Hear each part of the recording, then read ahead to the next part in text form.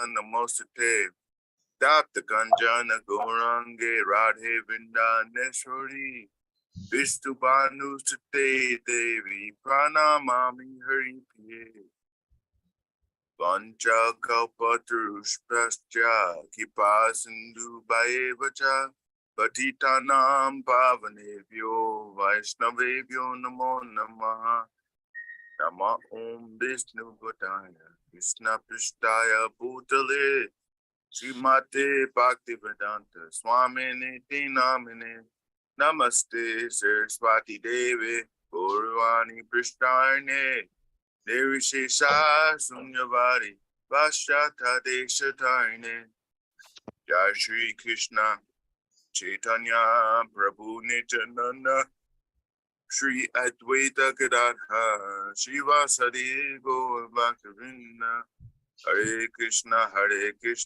Krishna Krishna Hare Hare Hare Rama Rama Rama Hare Hare.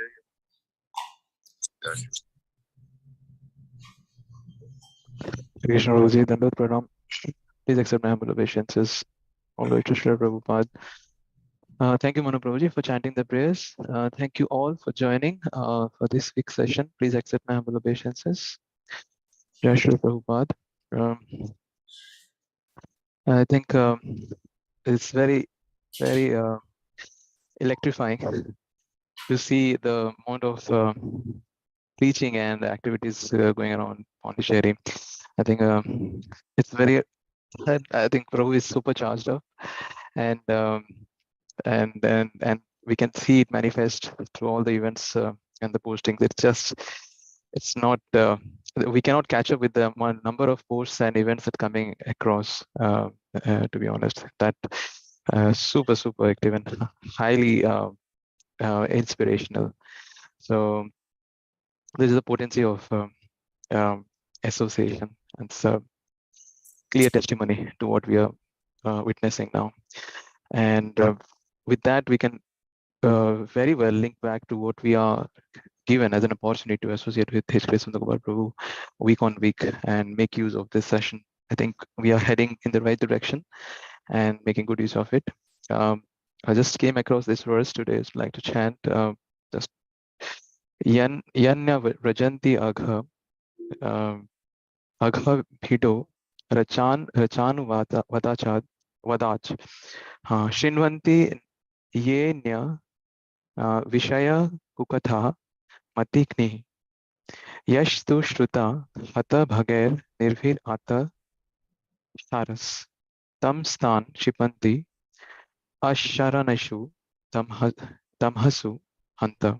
Its translation: it is very much regrettable that unfortunate people do not discuss the description of the Vaikuntha planets, but engage in topics which are unworthy to hear and which bewilder one's intelligence.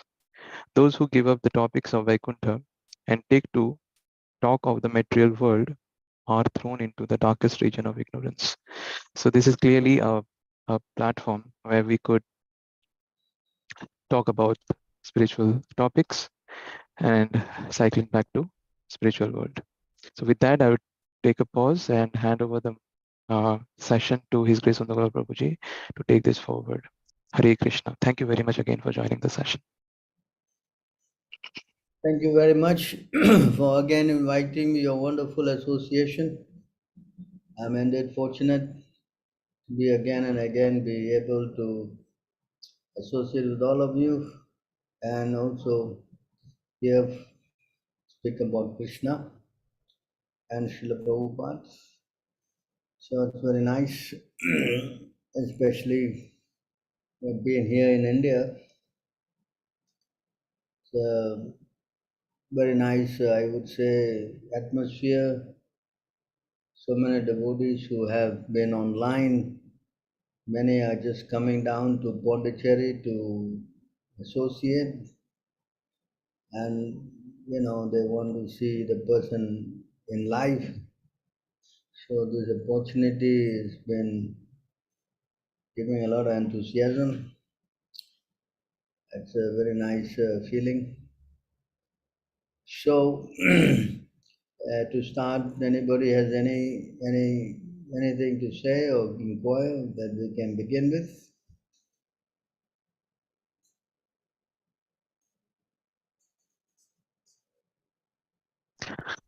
Please feel free to bring up any topics that you'd like Prabhu to take over.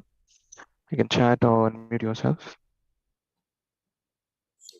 What's that again? No, I was saying, Prabhuji, there's this one question asked by one bhakta in our group. He was asking about, is there any sastric evidence on why we, wrap the Kunti Mala like 1, 2, 3 rounds and everything? It's there in the nectar of devotion on why we should wear Kantimala. You go to nectar Yes. of devotion, it is said that devotees must wear this tulsi bead around their neck called Kantimala. Anyone who wears this around his neck, then at the time of death, Yamadutas will not come and take you back to hell. And anyone wears this Kanti and Tilak, they look like they're coming down from the spiritual world. So if you read Nectar of Devotion, it is there. Nectar of Devotion, chapter 9. So he's saying that Nectar of Devotion, Yes. chapter 9, you can see.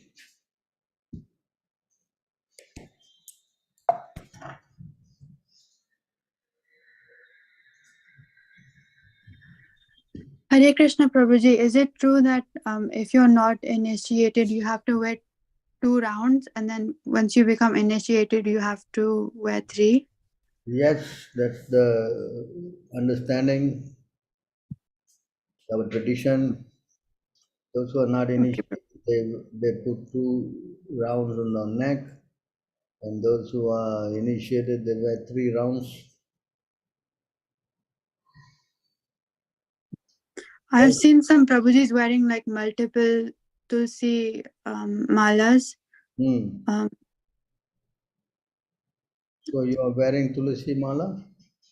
Yeah, I'm wearing 2 rounds. Okay, good. It will help you anyway, this mala, Yes, Prabhuji. Uh, I had a question about the 10 offenses. I know one of the offenses is not to commit sin on the power of the Hare Krishna Maha Mantra. I don't understand it. Is it like you commit the sin and then you try to stop doing it by doing the Hare Krishna Maha Mantra? Or I didn't understand that one. Okay. That offense. So it is explained that what you're referring to is the 7th offense. In the 7th offense, it is said this is what it is said.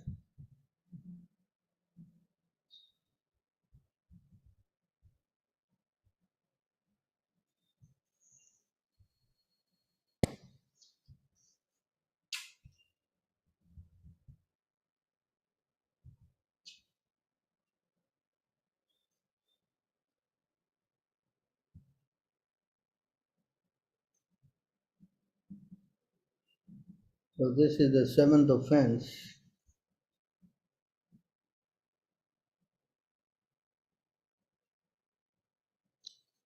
To think that since the Hare Krishna mantra can counteract all sinful reaction, one may therefore go on with the sinful activities and at the same time chant the Hare Krishna Maha Mantra. To neutralize them is the greatest offense at the lotus feet of Harinam. So suppose, let's say I kill a buck like that, then I chant Hare Krishna, Krishna Krishna Hare. Oh, to neutralize this killing of this, You understand? Yes, Prabhuji. What if you kill a bug by accident though, without knowing? If you kill, then it's not good, no? But Yes, then Prabhuji. chant to neutralize that, that is even worse. You follow?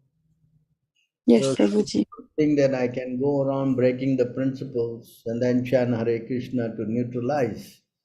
So that's not very correct consciousness, you know. Yes, Prabhuji. Often give the example of the the Catholic religion where they go and confess to the priest, and then the next day they are back doing the same thing. Hmm. So the So same in this in the you, situation where you like huh? in the situation where you kill a bug by accident, Accidental one time, two time can be forgiven, but not all the time. Hmm? okay, Prabhuji. You can't keep doing accidentally every time, no? Correct? Yes, yes, Prabhuji. One time, yeah, you should be forgiven. Accidentally, everything is understood, but if you do repeatedly, then there's something wrong, no? Yes, Prabhuji. Hmm. So we should not try to commit this offense, you know. What about the people that like suffer with addiction, with like and they're trying to stop but they can't? People who are what again, please? Like they have some sort of addiction, like to drugs or alcohol or To have again what? I can't hear very clearly here. to have addictions to like sin, To have a what again? Distance? addic ad, ad, addiction. Addicted to Addicted to what? bad habits like wine intoxication, any intoxication, Intoxication. Yeah, Addiction to or intoxication. anything. Yeah, any anything sinful activity. sinful. Oh, Yeah. that is bad, no? We should not break principles, no? Correct? Yes, That Prabhuji. come under the offense number 10, no? To maintain material attachment, but to nevertheless continue a materialistic concept of life, that is breaking principles, you know? Mm-hmm. So that's a big offense. We should not do that, you know? Especially if you are addicted to intoxication, that's not very good. Yes? Yes, Prabhuji. So for the people that are addicted and if they are trying to like stop it, should they not chant the Hare Krishna Maha Mantra? Yeah, for the beginning stage, this is all acceptable, you know. When a person is just joining, yes, he will be addicted to many, many sinful activities. But he keeps chanting, then everything will be, he will become purified, no? Yes, Prabhuji. But if you are chanting and then you are breaking the principle, that's not good, no? If you already been chanting and following, and then Mm-hmm. and that we don't accept, no? Yes, Correct? Prabhuji. Yes, Prabhuji. Action Yes, is one Prabhuji. thing, but once you are in the mature state, you should not do this, no? Yes, Yes? Prabhuji. You understand? Yes. That is explained here in this verse. Prabhupada is explaining here.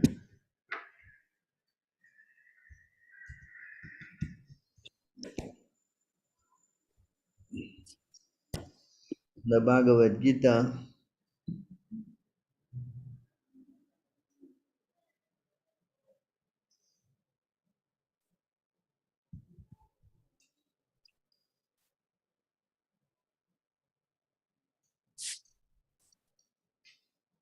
Those who have faith, even after hearing about and the excellent who think, you find that path will is no, not here.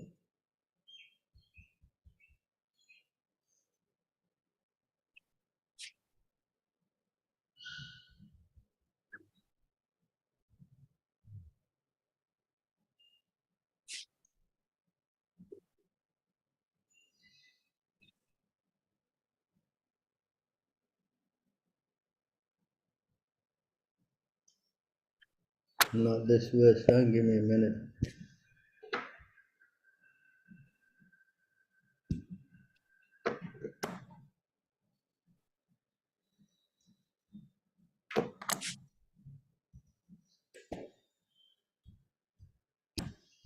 So here Prabhupada is saying,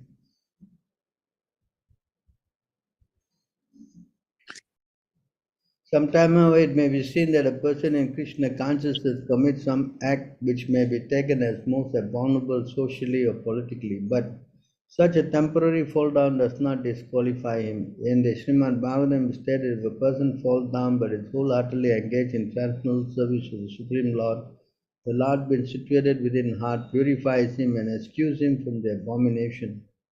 The material contamination is so strong that even a yogi fully engaged in the service of the Lord sometimes become ensnared. But Krishna consciousness is so strong that such an occasional fall down is at once rectified. Therefore, the process of devotional service is always a success.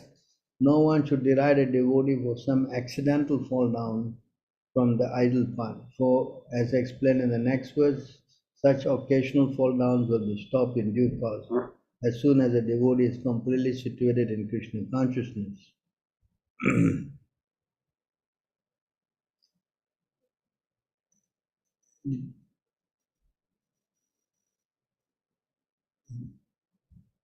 Therefore, a person is situated in Krishna consciousness and engaged with determination the process of chanting Hare Krishna, Krishna Krishna, Hare Hare, Hare Rama, Rama Rama, Hare Hare should be considered to be a transcendental position, even if by chance or accident is found to have fallen. The word sadhu reva is saintly, very emphatic. They are warning to the non-devotees because an accidental fall down a devotee should not be derided. He should still be considered saintly even if he has an accidentally fallen down. And the word mantavya is still more emphatic. If one does not follow this rule and derides a devotee for his accidental fall down, then one is disobeying the order of the Supreme Lord. The only qualification of devotee is to be unflinchingly and exclusively engaged in devotional service. The Narishima Purana, the following statement is given. The meaning is that even if one is fully engaged in devotional service to the Lord, he is sometimes found engaged in abominable activities. This activity should be considered to be like sport that resemble the mark of a rabbit on the moon. Such sport do not become an impediment to the diffusion of moonlight. Similarly, the accidental fall down of a devotee from the path of saintly character does not make him abominable. On the other hand, this is what we are saying now. You see, this is important. On the other hand, one should not misunderstand that a devotee in transcendental service can act in all kinds of abominable ways. This verse only refers to an accident due to the strong power of material connection. Devotional service is more or less declaration of war against the illusory energy. As long as one is not strong enough to fight the illusory energy, there may be accidental fall down. But when one is strong enough, he is no longer subject to such fall down, as previously explained. No one should take advantage of this verse and commit nonsense and think that he is still a devotee. If he does not improve in his character by devotional service, then it is to be understood that he is not a high devotee. Is that understood? Yes, Prabhuji. Hmm? Thank you, Prabhuji. Oh. Also, Prabhuji, I think it's the third offense to blasphemy the devotees of Bhagwan Shri Krishna. So, what does that include? Does that mean even thinking bad about a devotee, or is it just with the voice, Yeah, or is it in actions? finding faults, deriding, becoming envious of the devotee, all these are not very good, blaspheming, Hmm? Yes, Prabhuji. If you blaspheme the devotee, then the position is very, very bad. Hmm. Explained here, I think it is here.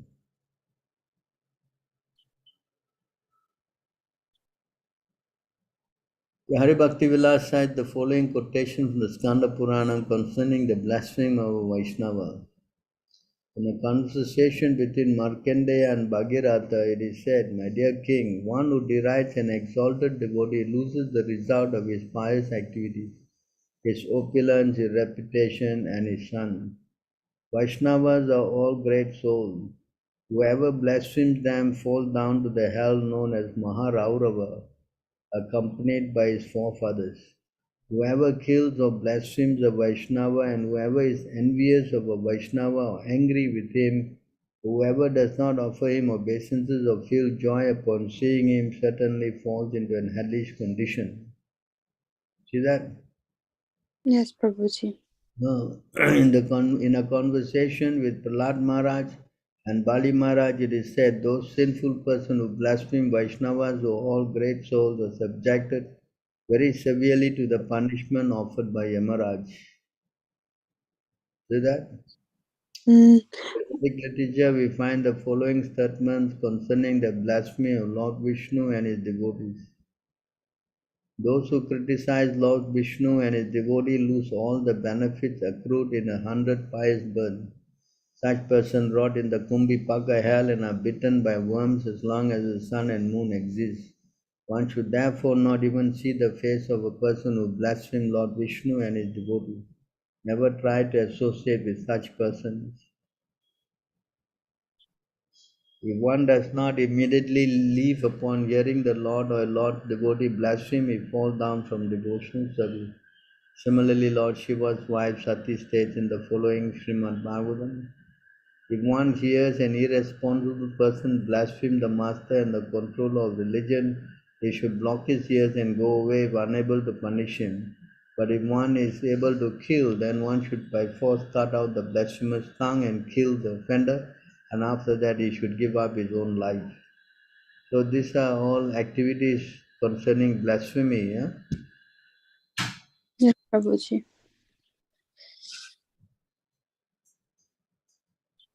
I think in daily life, I I don't know why, but I have this habit of finding faults, and sometimes, like randomly, I just think bad about a devotee, but I know personally I would not think like that. So, is it a form of Maya that's trying to get me away from To always devotion? see the bad qualities is not a very good tendency.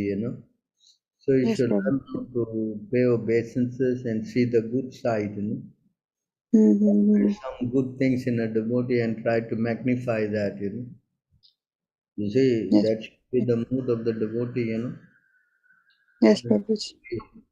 Devotee should always try to see the good side rather than always looking at the bad side. Because if you always find fault, that is not a very good habit, no? No, I'm trying to stop it. Yeah. Yeah, so that's not very much encouraged. So you should try to see how you can give up this habit, no? Yes, Prabhuji. Hmm? Yeah.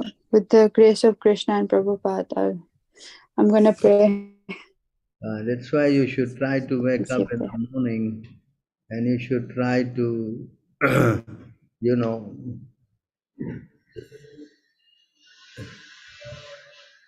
when you are waking up in the morning and chanting, then you develop all these good qualities.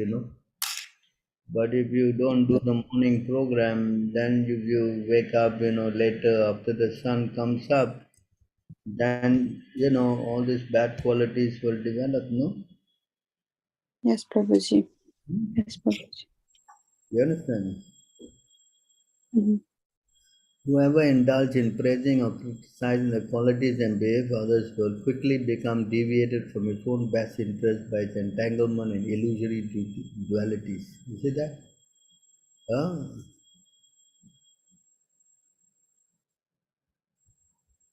Yes, Prabhuji. now you should try to avoid this. Hmm?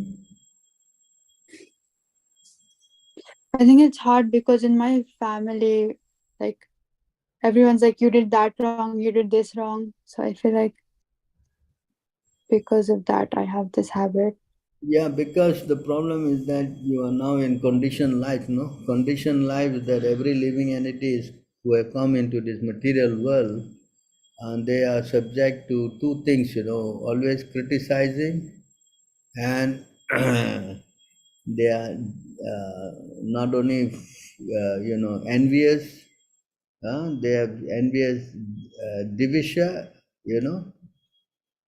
and they have trying to become envious. Ichha, they have desire and they have envious. That's the two qualities of coming to this material world. Yes, Prabhuji. So this says here, you see that?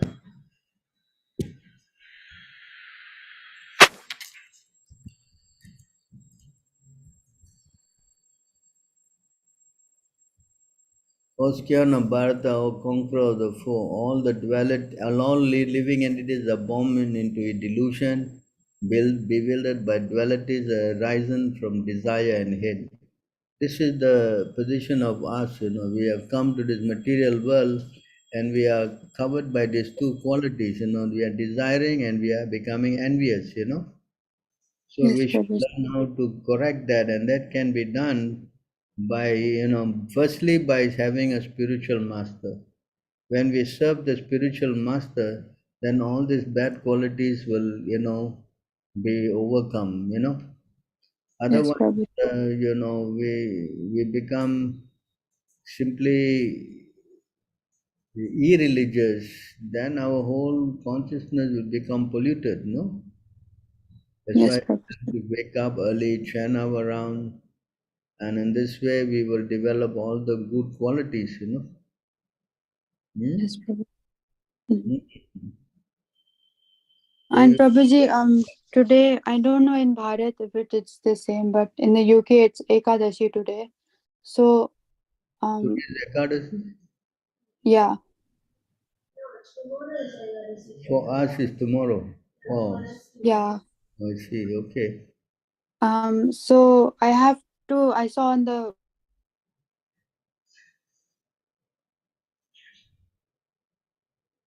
coming tomorrow.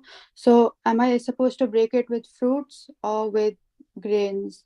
You're supposed to what? If you Ekadasi, then you follow Ekadasi tomorrow. Tomorrow, yeah? Today, are you today for you or tomorrow? Yeah, it's today for Then you me. follow today. You don't need any grains. That's all. Yes. To break the fast, right? So when I break it, what do I have to eat to break the fast? Yeah. You just eat the non-grains, and that's okay. You don't have to. That's the way to do Ekadasi, by not eating any grains. No. Her question is how to break the fast, Prabhu. Break a fast. Then that you break tomorrow at whatever time it is listed in your calendar. Yes, Breakfast Prabhuji. means you just take some grains and that's it. Okay, Prabhuji. Okay.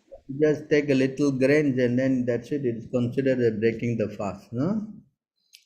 That is how you don't have to have a big meal. You can just take little grains for the start, and maybe later on you have your time. You can have your meal. Yes, Prabhuji. And I heard that if you do not break the fast properly, then the vrat is not counted. Yeah, no. If you break the fast after the time has lapsed, then it's considered as you have not observed Ekadasi.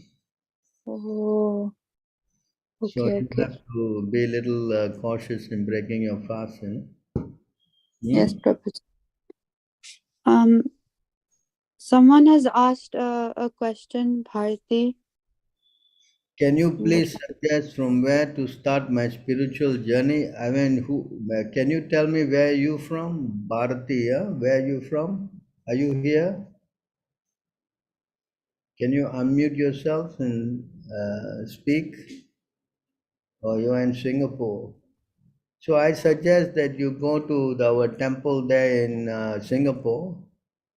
Can someone take her number or name and can you write down your name and number?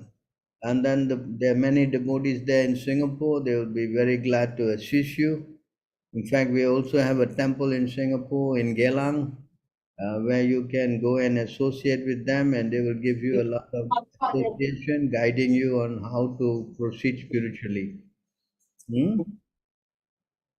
Can you write down your number? Yeah, okay, she got the number down.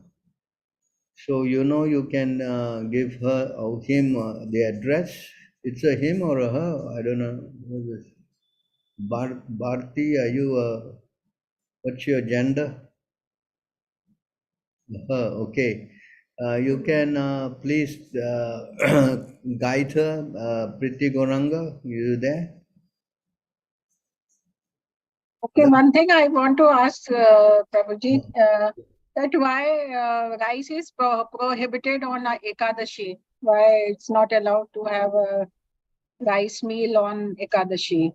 Why you're not allowed to eat grains? We say grains, huh? Rice or anything. Especially, I have heard that rice is not allowed on Ekadashi. Don't consume rice on Ekadashi. So, is there any scientific reason for this, or?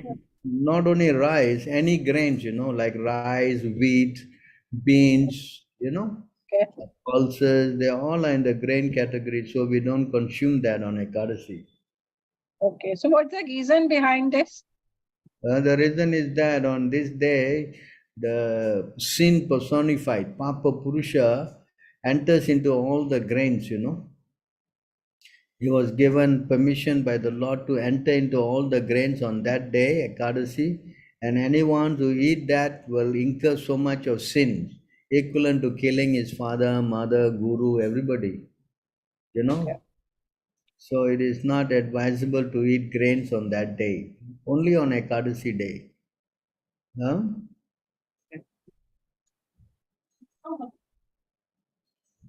Hello?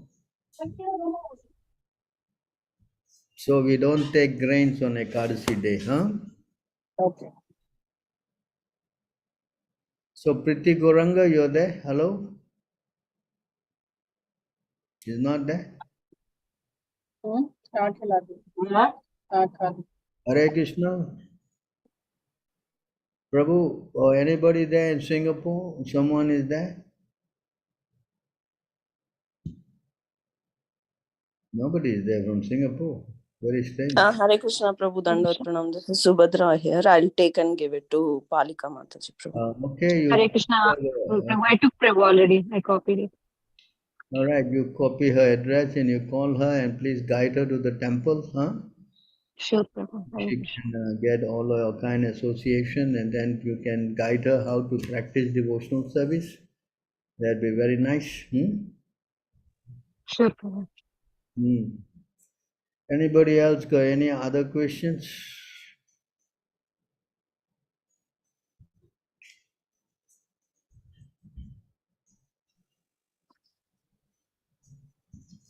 Hare Krishna Prabhuji, Dandavat Pranams. Yes, Rahul. Yes, Prabhuji. I hope you are doing well, Prabhuji. My question is regarding, the different Vishnu avatars, and I guess Bhagavad Gita is very straightforward and clear. Krishna is making it, no, you can say like there is no second opinion. Like Krishna is saying, Sardharman Paritajya Mamekam Sharanam Raja, the 1866. And even I heard in Chaitanya Charitamrita verse, Jive Rasurupa Nitya Krishna Das. But if we consider the variety that is there from Krishna, there are so many Vishnu forms, and the rich culture we have in India. There is Tirupati Balaji, there is Lakshmi Narayan, there is Ram, Sita, and there are, there is Lord Buddha. So there are so many Vishnu forms. Is it only to Krishna we have to worship, or by worshipping any form of the Vishnu, we can attain liberation and a similar result? So kindly.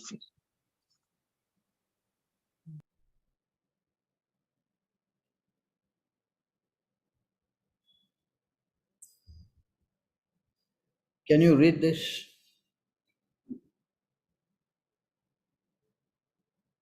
Can you read this?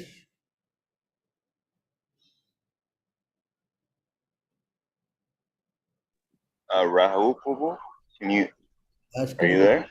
anyone Yeah, can. yeah. The most confidential part of knowledge is that one should become a pure devotee of Krishna and always think of him and act for him. One should not become an official meditator. Life should be so molded that one will always have a chance to think of Krishna. One should always act in such a way that all his daily activities are in connection with Krishna. He should arrange his life in such a way that throughout the 24 hours he cannot but think of Krishna. And the Lord's promise is that anyone who is in such a pure Krishna consciousness will certainly return to the abode of Krishna, where he will be engaged in the association of Krishna face to face. This most confidential part of knowledge is spoken to Arjuna because he is the dear friend of Krishna. Everyone who follows the path of Arjuna can become a dear friend to Krishna and obtain the same perfection as Arjuna. These words stress that one should concentrate his mind upon Krishna, the very form with two hands carrying a flute, the bluish boy with a beautiful face and peacock feathers in his ear. There are descriptions of Krishna found in Brahma Samhita and other literatures. One should fix his mind on this original form of Godhead Krishna. One should not even divert his attention to other forms of the Lord. The Lord has multi forms as Vishnu, Narayan, Rama, Vara, etc. But a devotee should concentrate his mind on the form that was present before Arjuna. Carry on. Concentration of, yeah, yes, Prabhuji. Actually, the message is clear, but people may have different inclinations, and we are not even sure like we belong to Krishna. Probably somebody has, like, I think there is a mention of Murari Gupta, who was probably I guess Hanuman, and he has the natural devotion for Rama, I guess. So I mean, there may be some exceptions, although this is the generic message. The problem is that many people are just not having a spiritual master. It is not that you start concentrating Krishna. The first thing you need to do is have a guru. Then the guru will teach you how to get to go to Krishna. You understand? It is Yes. that you simply imagine any form of Krishna and try to meditate. No, that's not the way. The way is to first to surrender to the spiritual master and learn, this science. Then by and by, you will then get attracted to whichever form you want. You Okay. understand? But Yes, that Prabhu. first step is to first have a guru. Yeah. If you have a guru, then what is the whole thing is a waste of time. Yeah? Yeah. Okay. You understand? The first thing is to have a guru. If you don't Yeah. have a guru, then the whole thing is waste. Accepting the shelter of the lotus feet of a bona fide spiritual master. That's number one. Number two is becoming initiated by the spiritual master and learning how to discharge devotional service from him. Obeying the orders of the spiritual master with faith and devotion, following in the footsteps of great Acharya, teacher, under the direction of the spiritual master. Then you will understand. Otherwise, you will be confused. Which form of the Lord has got so many forms. Understand? So when you do this devotional service, then automatically you will become attracted. It is Krishna who gives you the attraction, no, not that you go get attracted. Do you understand now? Yeah. Hello? Yes. Yes, Prabhu. This everything comes from Krishna, you understand? By Yeah. chanting the holy name of Krishna, one comes the stage of love of God. Then the devotee is fixed in his vow as an eternal servant of the Lord. And he gradually becomes very much attached to a particular name and form of the Supreme Personality of Godhead. This is the process. As his heart melts with ecstatic love, he laughs very loudly or cries or shouts. Sometimes he sings and dances like a madman, for he is indifferent to public opinion. Understand? First thing first, by chanting the holy name of the Lord, you cannot chant without having a guru. Huh? Yeah. Yeah. Hello? Yes, Prabhuji. Yes, thank you. It's not that we whimsically buy one big picture of so and so and then we start, This is not the process. Understand? Yeah. Yes. Huh? Yes, Prabhuji. Huh? Thank you. We Thank have, you. we have to have a spiritual master to guide us. Yeah. Understand? Huh? Yes, Prabhuji. Any other questions? Spiritual life means spiritual master. If there's no spiritual master, there's no meaning to spiritual life. Spiritual life doesn't mean we speculate with our mind. That's not spiritual life. And that's what everyone is doing. Everybody is on the mental plane. Somebody has raised a hand. What's your question, Prabhu? Hello? Hello, good morning. Or it's morning time where I'm at.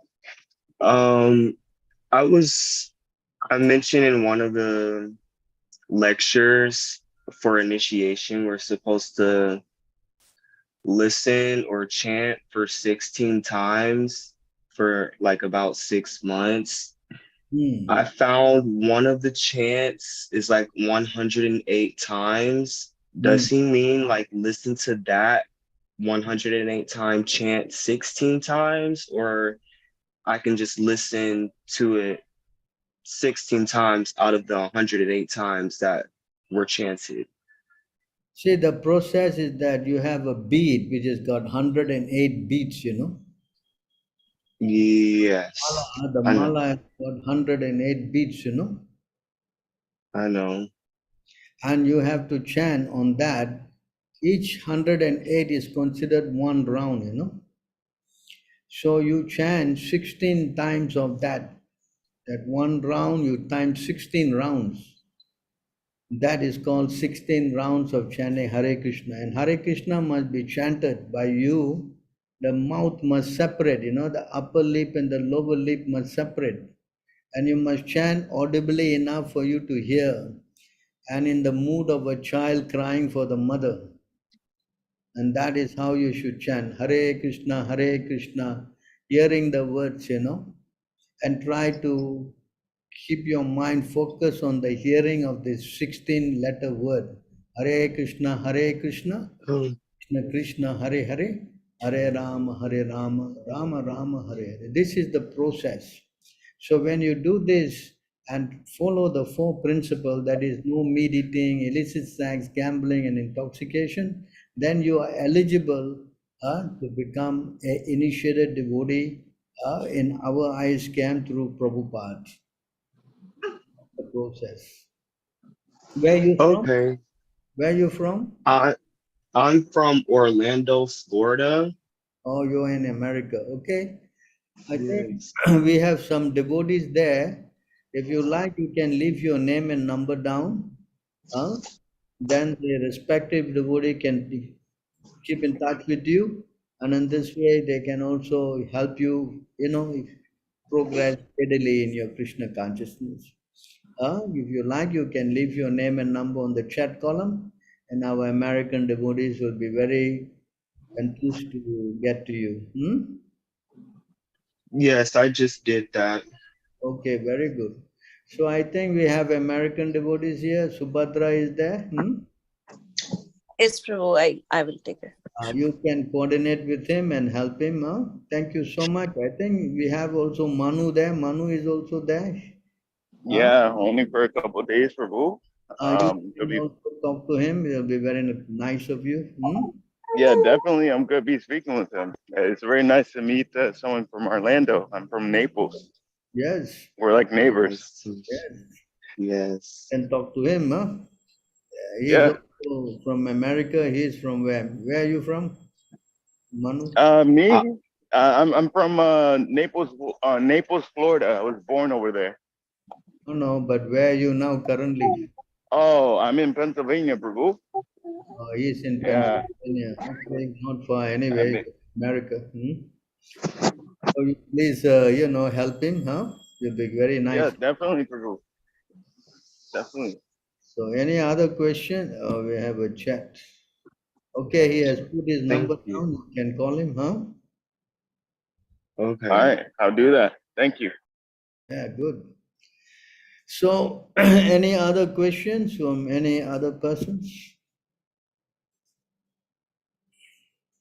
Like, Prabhu, I just wanted to I think that last Mataji, she kind of clarified my question. That was meaning to say like the tradition of wrapping the chosi around the neck 2-3 times.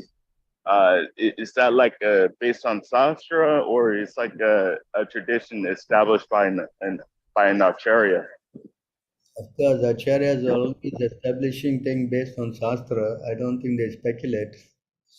If he's speculating, then he's not an acharya for that information. That's a fact. Come to uphold shastric injunctions, sadhu, shastra, and guru.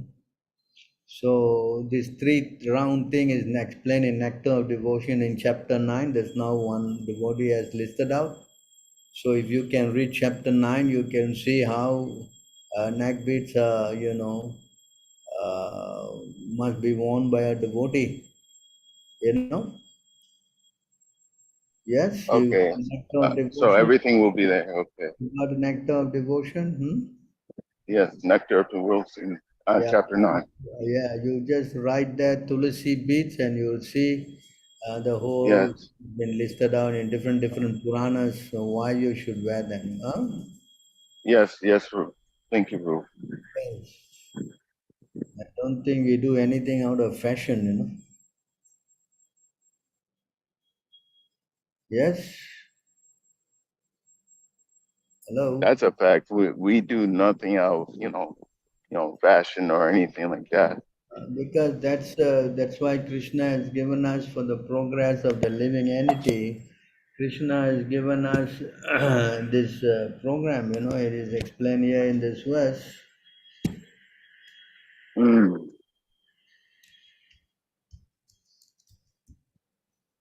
So in this verse you can see what Krishna is saying.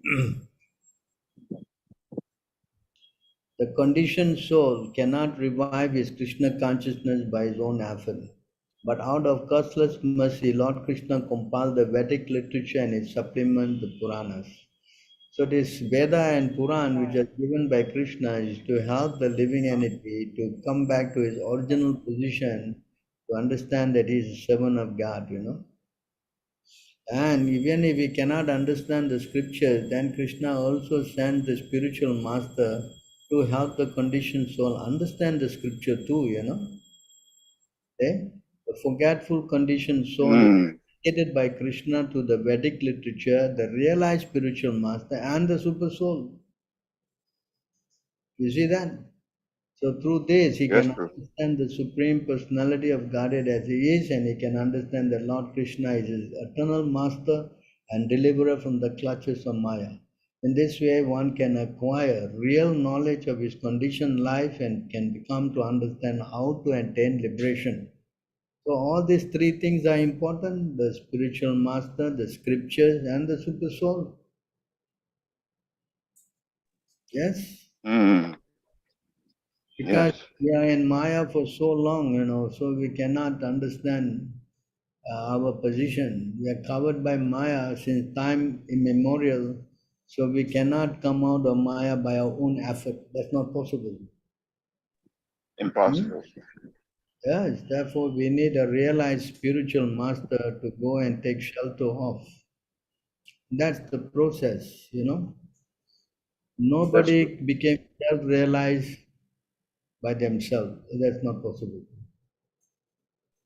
It is not possible. Even Sukadev Goswami, he came out of his mother's womb and he was already considered a realized soul, but even he got attracted to Krishna by hearing from the devotees about the glories of Krishna. Wow. You understand? So Krishna consciousness must come through a help of a devotee. Nobody can become a devotee without the help of another devotee. That's not possible. Wow. So Understand? that throws out any sort of, you know, like neophyte speculation, like, oh, I'm gonna read a ton of Prabhupada books, maybe hear his lectures and everything. I mean, Prabhupada, he's a pure devotee, but like it's an association that, you know, brings him. By associating with a devotee, one awakens his faith in devotional service to Krishna. Because of devotional service, one dormant love for Krishna awakens, and thus one's material condition existence comes to an end. By association with the devotee. You understand? So devotee association is the crux of the matter. You cannot become a devotee if you do not associate with devotee. Some or other, if one is attracted to talks about me and has faith in the instruction I set forth in the Bhagavad Gita, and if one is neither falsely detached from material things nor very much attached to material existence, his dormant love for me will be awakened by devotional service. Unless one is favored by a pure devotee, one cannot attain the platform of devotional service. To say nothing of Krishna Bhakti, one cannot even be relieved from the bondage of material existence. Is that? Nobody can become a devotee unless he comes in contact with a pure devotee. That's why you all are becoming devotees, because you are coming in contact with Prabhupada. All of That's us. true. Ah, All of us. yes. This is the teaching, and this is the practical, what we say, situation. Prabhupada is very kind to all of us. He has written these books. Even after he has, ended his pastimes in this material world, but the books are going on. Even Yes, that's people who right. come after 50 years, even for the next 10,000 years for that matter, they also will become devotees. See, Yes, that's why the yes, instruction of the Guru is so important. Yes? very important. Yes, Yeah. And not only that, if you are not able to understand Krishna also in the heart, he also guides you, you know. Yeah, Krishna is a super soul, and he also helps you. He teaches you, do like this, do like that, gives you realization. Is it not? yes, Hmm. So that's the process, So everybody should try. yes. That this is the mission that we should do. Well, there's no problem. Your camera is on. I'm sure I like to see you. Any other questions? I very feel odd that I'm the only one in Canada. Evil. All right. So any other inquiry? That'll be very nice if you can ask some questions. Prabhuji, this is Nina from London. Yes, Hare Nina. Krishna. Prabhuji, I wanted to ask you, how can we develop more compassion for devotees and non-devotees? This, as you see, when you keep chanting Krishna's name, when you become purified, this is the first quality you develop, You can see here in this verse, devotees have got, Krishna says, they got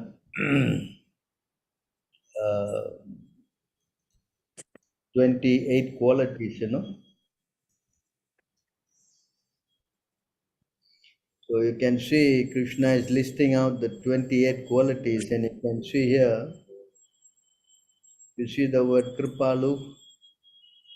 Kripalu. Yes, Prabhuji. That is the first quality a devotee develops, And Yes, Kripalu Prabhuji. means here, unable to tolerate the suffering of others. See that? That's compassion, Yes, is it? Prabhuji. Yes, Prabhuji. And akrita droha, never injuring others. This is also compassion. That's why a devotee doesn't even want to hurt a tiny living entity, because he understands that the super soul is also in the heart of everybody. Yes, Prabhuji. So that is how And you learn how to become compassionate, Yes, Prabhuji. Why a devotee, he cannot eat meat. How he can eat meat? That's not compassion, no? Yes. You understand? That is the mood of a devotee, actually, It's explained here in this verse. Narada Muni is explaining this in the Bhagavatam, that how a devotee develops compassion. You can see here.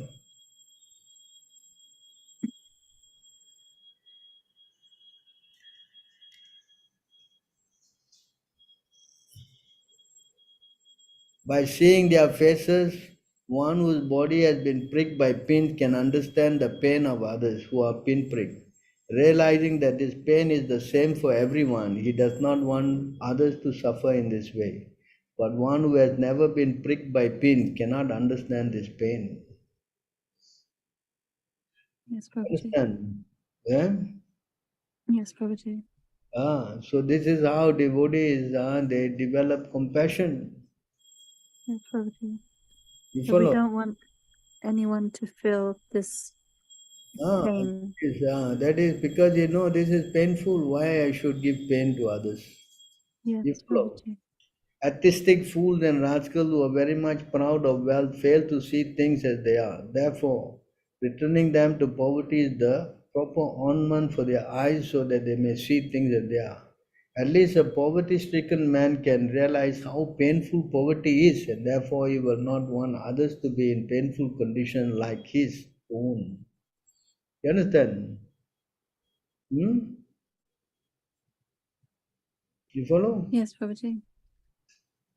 So therefore, Yes, Prabhuji. we must become very compassionate, not only in the terms of killing animals and all that, also to see others not, suffering because they don't have Krishna. That is the real compassion. To give them Krishna is the main purpose. Because if they get Krishna, then they get everything. Yes, And everyone Prabhuji. is suffering because they are not having Krishna. Correct? Yes, Prabhuji, definitely. So if you really have compassion, then you must preach Krishna consciousness. And that way, by giving Krishna to other living entities, they can start their spiritual life, Yes, Prabhuji. Yes, Prabhuji. Correct? Yes, That is the definitely, real Prabhuji. compassion. That is the supreme compassion. Preach. That's why Krishna also said in the Bhagavad Gita, I'm sure everyone here knows, that one who preaches this message is very dear to me. Among all kind of dear person, the one who speaks, the one who explains the supreme secret to devotees, pure devotional service is guaranteed, and he will come to me. And then Krishna said, there's nobody more dear. There's no servant in this world more dear to me than he, nor will there ever be one more dear. Correct? In Yes, fact, it is definitely. explained in this verse that unless you become compassionate to others and preach, you cannot go back to Godhead. Okay, Prabhuji. See here, it is explained.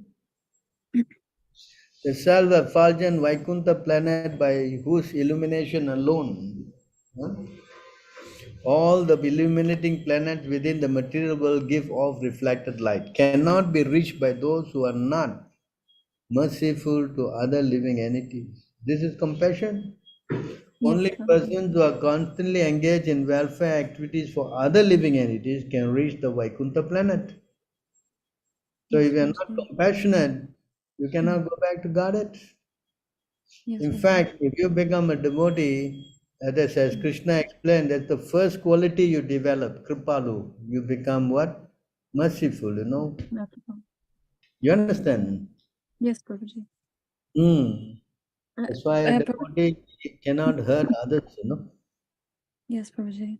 Hmm? Prabhuji, I don't, my issue Yeah, that what? I'm having is not compassion towards, Prabhuji, the issue that I'm having is not compassion towards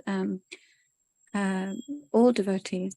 I have, I believe No, that I have that compassion is to that devotee. There are certain people. categories, Devotees mean categories. You have to first understand how compassion works, This is how compassion works with devotees, You have to learn how to deal with the devotees like this.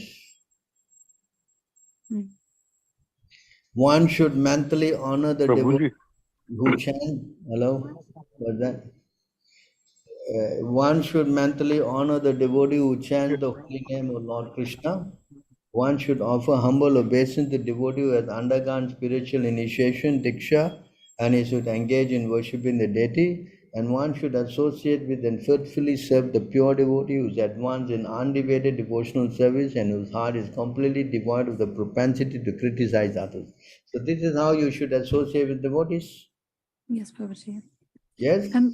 Prabhuji, if a devotee is criticizing me very harshly, how can I be, Then you how can I should try do to, if he's criticizing you for your upliftment, then that's another thing.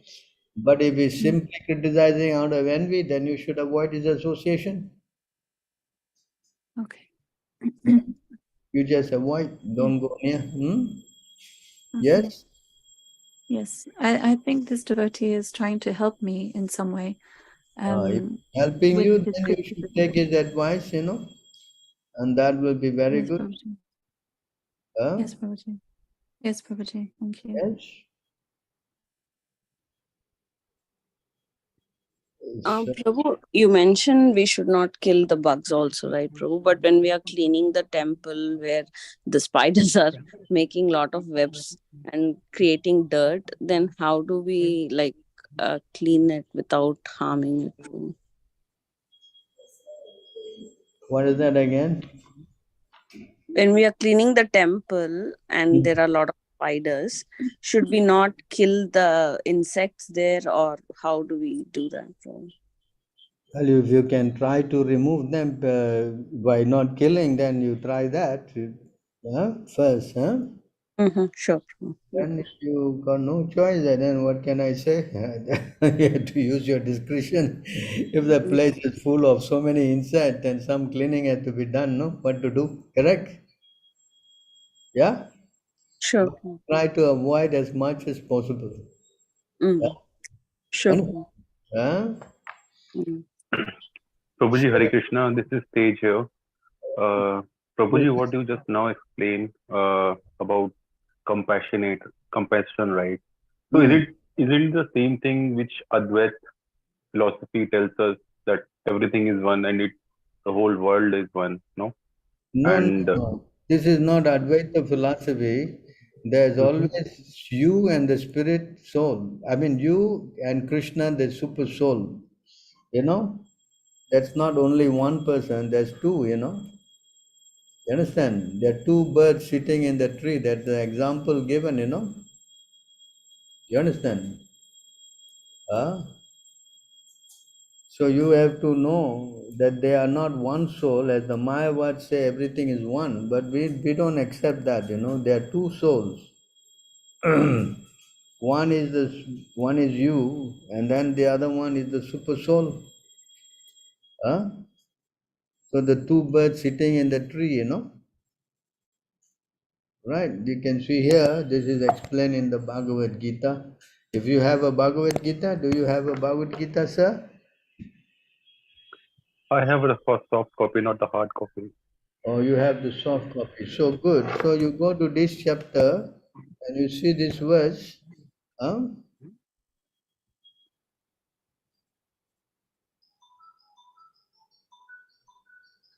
So you can read this. You like to read this, please? Here onwards, you can read. The will of the as well as that. Sitting in the same tree. But Prabhuji, same thing in one of the Upanishad, one example given is like water example, right? No, you One you is have to read, ocean and you have to read first, please. You have to read first, then you will be easy. No, you read first, please. Can you read? yeah. The Vedas like Mandaka Upanishad. Manduka Upanishad as well as the Swatara Upanishad. Okay, now carry on. You read loud, then everyone can hear. That'll be nice. Compare the soul and the super soul to two friendly birds sitting on the same tree. One of the birds, individual atomic soul, is eating the fruit of the tree, and the other bird, Krishna, is simply watching his friend. One of these two birds, although they have same in quality, one is captivated by the fruits of the material tree. Other one is simply witnessing the activities of his friend. Krishna is witnessing the bird. Is witnessing bird. Arjuna is the eating bird. So this Although is they are the friends. analogy. This is the analogy. There are two birds sitting in. That means in our heart, there's the soul and the super soul. You understand? And you will always remain soul and super soul until you go back to the spiritual world. Then you go to the spiritual world, and the super soul will merge back into the body of Garbhodas ki Vishnu, Chirodas ki Vishnu. So therefore, there's not something like Advaita philosophy where everything becomes one. You understand? Hmm? So this is the position in our heart.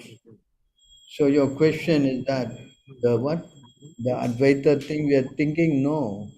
We show compassion, mate. We show compassion and understand there's a soul in the body, which the super soul is also there. Because Krishna, God is also there, we should not try to create any harmful situation for anybody. You understand? So that is how we learn how to develop a higher understanding. Because just to see the body, that is not proper intelligence, you know. You follow? Yeah. One is identified with the body, he is not very intelligent. You follow? It's explained here in this verse, you can see. The one who is in the bodily concept of life is not very intelligent, you know. See, I explained to you.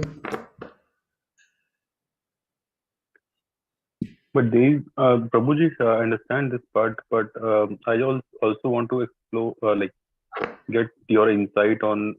There's an example given by Krishna itself in Gita regarding a spider web, creating a web, eating its own web, like creating the whole world, Yeah, that's nourishing it, another and then. explanation. Let's first find out this one. But anyone who is specifically favored by the Supreme Lord, the personality of Godhead, due to unalloyed surrender unto the service of the Lord, can overcome the insurmountable ocean of illusion and can understand the Lord. But those who attach to this body, which is meant to be eaten at the end by dogs and jackals, cannot do so. So if you are in the bodily concept thinking that you are the body, then you cannot understand this soul and super soul and everything. You understand? Yes, So you must come out of this bodily concept of life. That's what the first lesson that Krishna is speaking to Arjuna.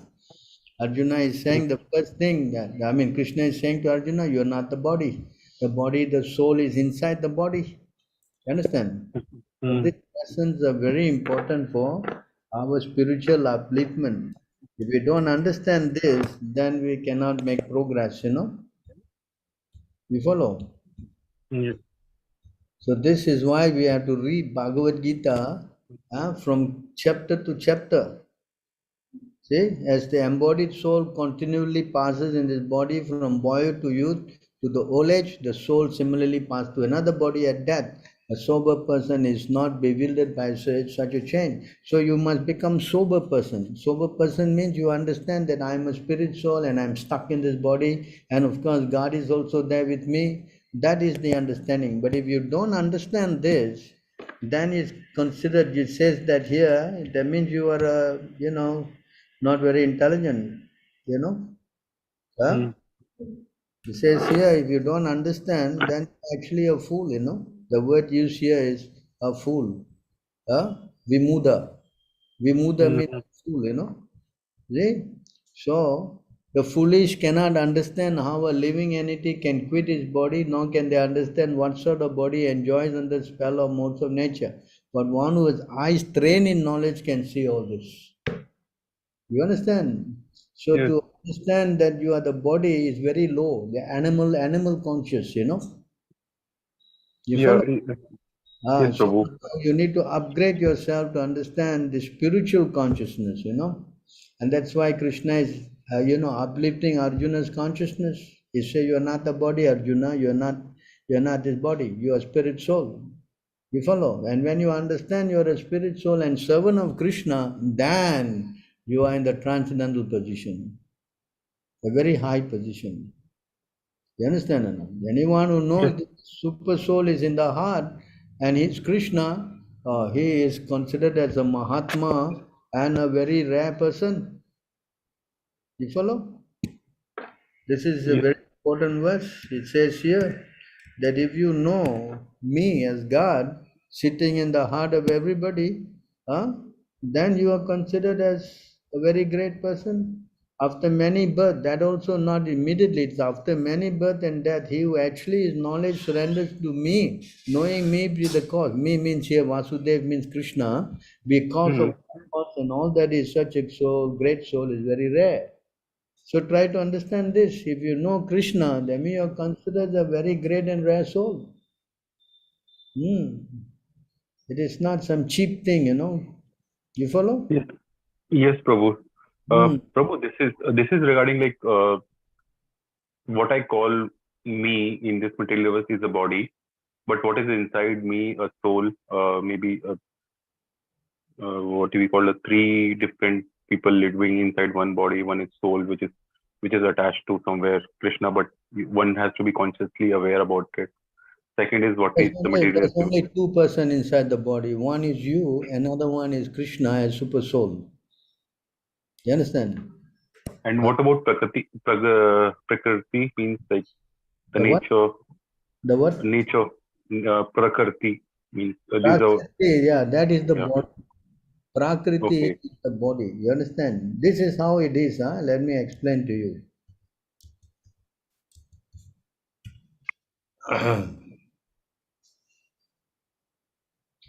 The body, the total and individual body of the same composition may be figuratively called the original tree. So this body, from this body, which fully depends on the ground of material nature, come two kinds of fruit: the enjoyment of happiness and the suffering of distress. The cause of the tree forming is three roots. Its association with the three modes of material nature: goodness, passion, and ignorance. The fruits of the bodily happiness have four tastes: religiosity, economic development, sense gratification, and liberation, which are experienced through five senses for acquiring knowledge in the midst of the six circumstances. So you in the body got five senses, and got Yes. midst of six circumstances: lamentation, illusion, old age, death, hunger, and thirst. The seven layers of bark covering the tree are the five gross and three subtle elements: earth, water, fire, air, ether, mind, intelligence, false ego.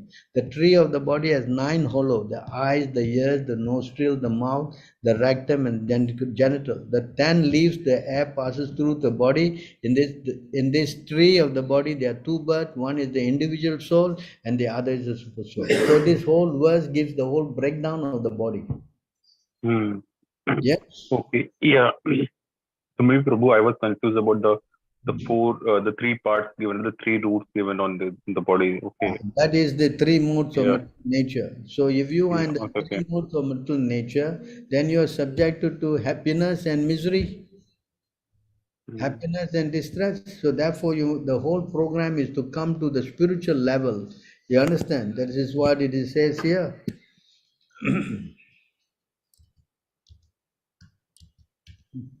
So in this verse, you can see Krishna says, one who engages in devotional service to the Lord transcends the modes of material nature and immediately elevated to the spiritual platform.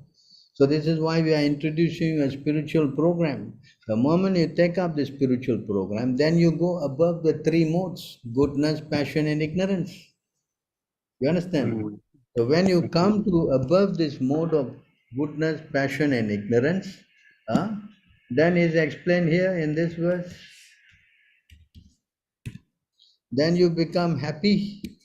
This is the thing. You come to the Brahma Bhuta, means the spiritual platform. Understand? One who is transcendently situated at once realize the Supreme Brahman and become fully joyful. This is the happy state. You no more in misery. You understand? So he never laments or desires of anything. He is equally disposed toward every living entity. In that stage, he attains pure devotional service unto me. You understand? This is the whole science, You are, if you remain in your bodily consciousness, then you're going to have happiness and distress. When you come to the spiritual consciousness, then you don't have any more problem. So your choice. Do you want to remain in material consciousness or you want to come out to the spiritual consciousness? Yes? Understand. So where you want to go?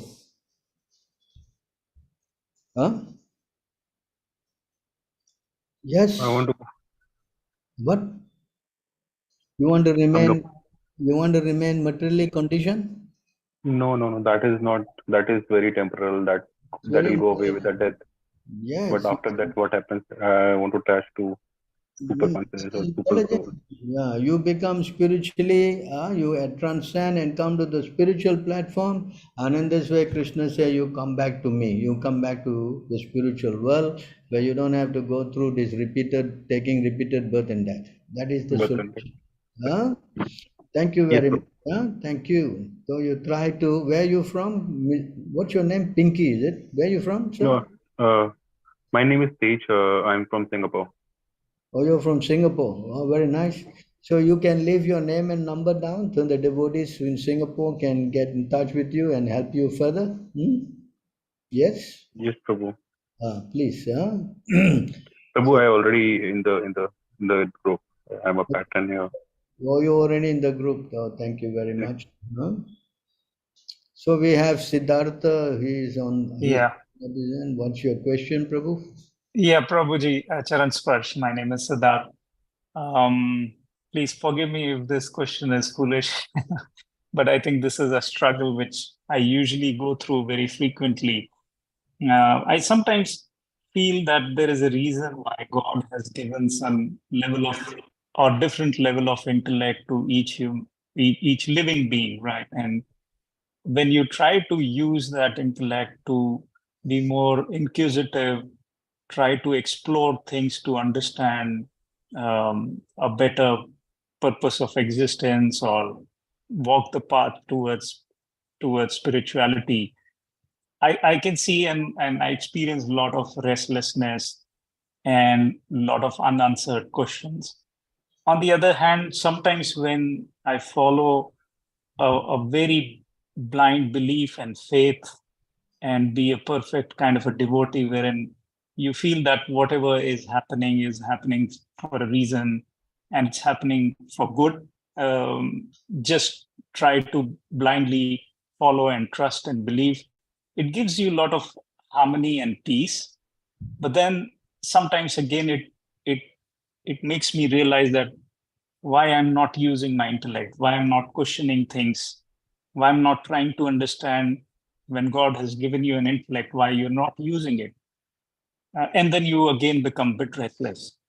But if you blindly follow and become kind of a hardcore devotee and just go with the flow, it is so peaceful. But then you sometimes feel there's something which is missing. You are not contributing anything to your journey or to this process. I would like to understand what's the right way to travel this path, to blindly believe and just become a devotee and have 100% trust and faith and follow, or try to keep using whatever low level of intellect you have, but try to improvise on it, keep questioning, keep inquiring about things to become better day by day. My Lord, if one is favored by even a slight trace of mercy of your lotus feet, he can understand the greatness of your personality. But those who speculate to understand the Supreme Personality of Godhead are unable to know you even though they continue to study the Vedas for many years. So the speculative program is never encouraged, You want to understand, you must go to a realized soul, as Krishna says in the Bhagavad Gita, and try to submissively, first surrender and submissively inquire and then serve. This is the process. Now, if you try to, use your mind to exercise your mental strength to figure this out, then it's not possible. It says here, but those who speculate to understand the Supreme Personality of Godhead are unable to know you even though they continue to study the Vedas for many years. So the speculative program is never encouraged. And the mind, you must understand, has got 4 defects. It is not perfect, it's subject to mistake, it's subject to illusion, and it has got a cheating propensity. That's why the mind is always restless. It's always jumping from topic to topic to topic. So therefore, to keep the mind steady, it is explained here. You can only keep your mind steady unless you bring it to Krishna consciousness. Otherwise, it's not possible. It says here, one who is not connected with the Supreme in Krishna consciousness can have neither transcendental intelligence nor steady mind, without which there is no possibility of peace. How can there be any happiness without peace? You must understand the process. The process is that if you want to get over Maya, which is what you are trying to struggle with, then you must only surrender to Krishna. There's no other way to it. You understand? So because you're not surrendering and you are, hovering in the mental plane, therefore you're getting all these kind of doubts. You understand? So these doubts naturally will come, but can only be cleared by going to a spiritual authority. This divine energy of mind consisting of the 3 modes of material nature is difficult to overcome, but those who surrender unto me can easily cross behind it. So this is the process. You cannot try to figure this out with your own mental strength. This is not possible. Because Maya is very, very strong. You understand? Right. And Prabhuji, what is the reason why we have been blessed with the intellect? I don't know whether it's blessing or disgrace, but why? You are given, intelligence. You have 3 things you see here in this verse. These are the way you are constructed with, This is how your body is got. Your body has got these things. Your body is made of these things.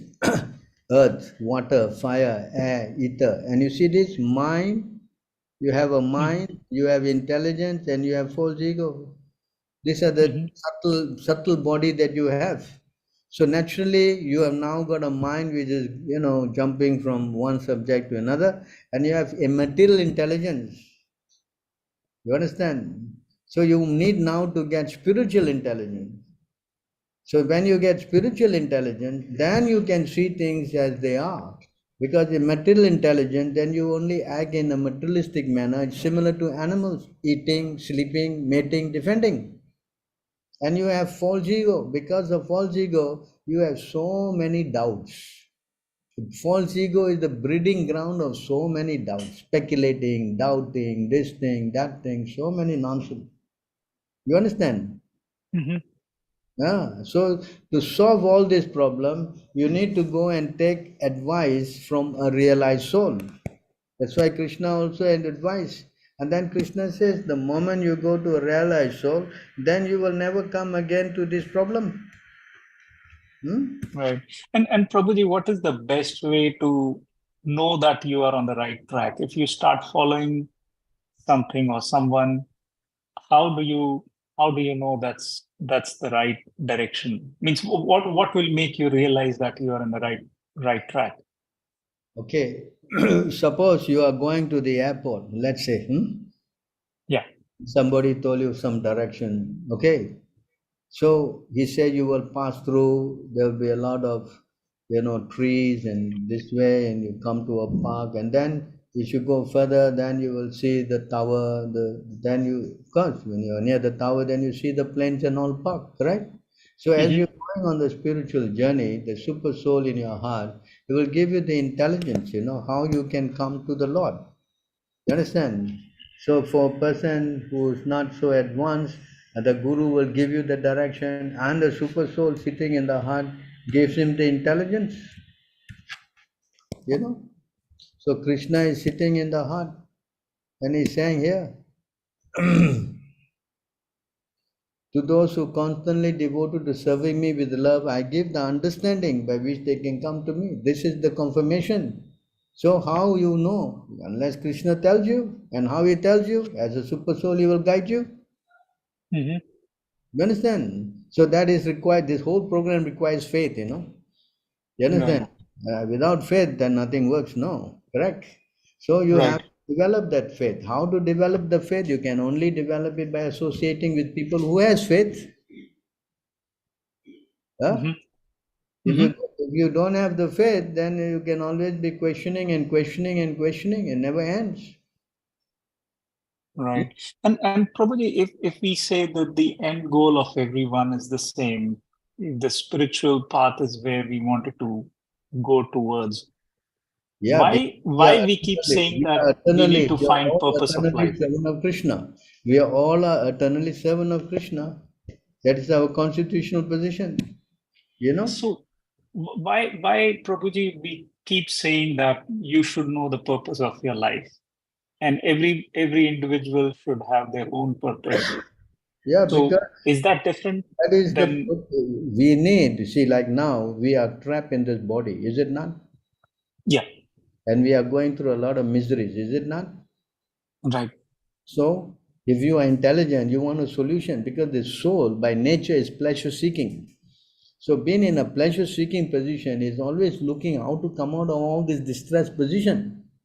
So, he needs an answer. So, to get the answer, he has to go to somebody who has the answer. Yes. Yes. So does that mean the goal for all of us is the same? But Krishna is saying, you want the answer to come out, you need knowledge. So knowledge to come out, you need knowledge. So this knowledge you can only get from a guru. Just try to approach, try to learn. That means to learn means to get knowledge, the truth. By approaching a spiritual master, inquire from him submissively and render service unto him. The self-realized soul can impart the knowledge here. Onto you, because he has seen the truth. So he is realized, so he understands how to come out of this problem.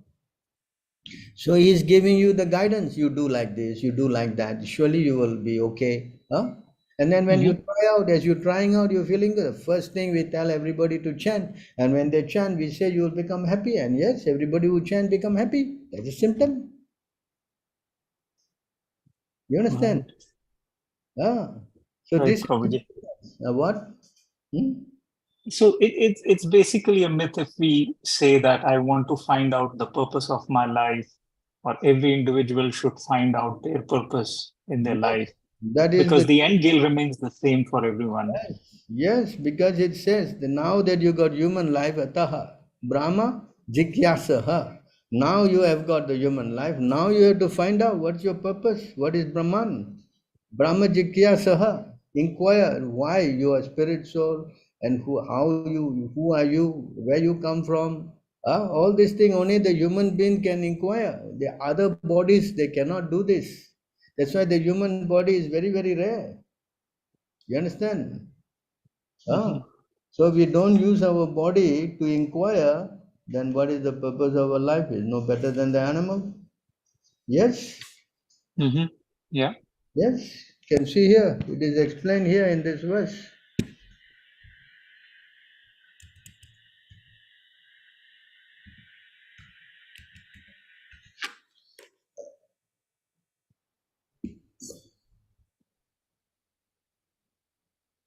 After many, many birth and death, one achieves the rare human form of life, which, although temporary, affords one the opportunity to attain the highest perfection. Thus, a sober human being should quickly endeavor for the ultimate perfection of life. As long as his body, which is always subject to death, has not fallen down and died, After all, sense gratification is available even the most abominable species of life, whereas Krishna consciousness is possible only for a human being. Mhm. You understand? So this human form is very valuable, Why we should waste it and, misuse our life? Correct? Ji, Prabhuji. Ji. So try not to, get this knowledge, apply it, and this way you see how your mind can only be controlled when you engage it in Krishna's service. When you try to use it in any other way, it only will create havoc. It will create problems. It will create miseries. Mhm. You understand? Thank you. Thank you very much, Prabhuji. Charan Sparsh. Where are you from? I'm from Singapore, Prabhuji. Oh, so many Singaporeans, huh? Okay, you please list your number down and the devotees will, be glad to get in touch with you and help you further. Huh? Thank you. Thank you so much, Prabhuji. I'm already a member of the group and the society. So yeah, Very I good. keep Thank getting you. all the information. I mean, you Thank please you. go to the temple, huh? You know where we are at in Gelang, huh? Yes, sir. I keep coming there. Please come. They will be most glad to serve you and help you on with your spiritual journey. Thank you. Thank you so much, Prabhuji. Charan Sparsh. Very nice. Nice meeting you. Huh? Hare Krishna. Same here, Prabhuji. Hare Krishna. Hare Krishna. So what is the other questions? Bharati, huh? Oh, Bharati is listed there. Bharati has given a number. Okay, all right. A devotee had asked a question in one of our chat group. I wanted to hear your view on this and thereby learn a little more if possible. The question, Hare Krishna, I have a question 12, 10, 12, 22 says that Brahma, Vishnu and Shiva are non-different. These devotees do not differentiate between Lord Vishnu, Lord Brahma and me, nor do they differentiate between themselves and other living entities. This is Lord Shiva is speaking this words. Therefore, because you are this kind of a saintly person, we worship you. Wouldn't this mean that there are multiple gods? I'm very confused. Okay. I think Tattvik Prabhu has answered this question. Yeah. He has given a very nice explanation. Yes, he answered. He has. You maybe can post it to him, and he can, explain already. They explained already. Anyway, the point is this: this is spoken by Lord Shiva to Markandeya Rishi in the 12th canto.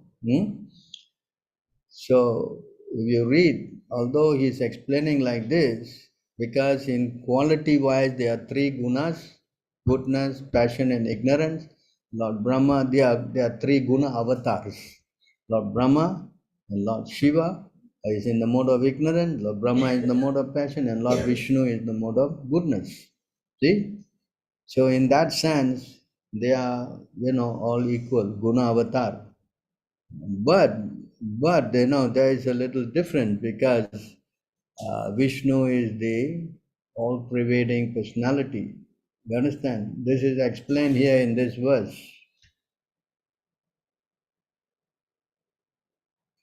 You can see in this verse. Let me take it out for you. It doesn't mean that they're all equal.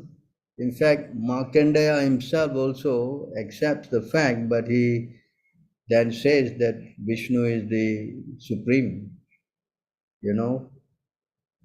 See here in this verse,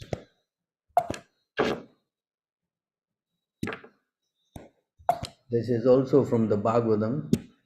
Unless you read the first canto, you jump into the 12th canto, you're going to have a lot of headaches. I must, typing wrong. Not coming. Okay. Here you can see.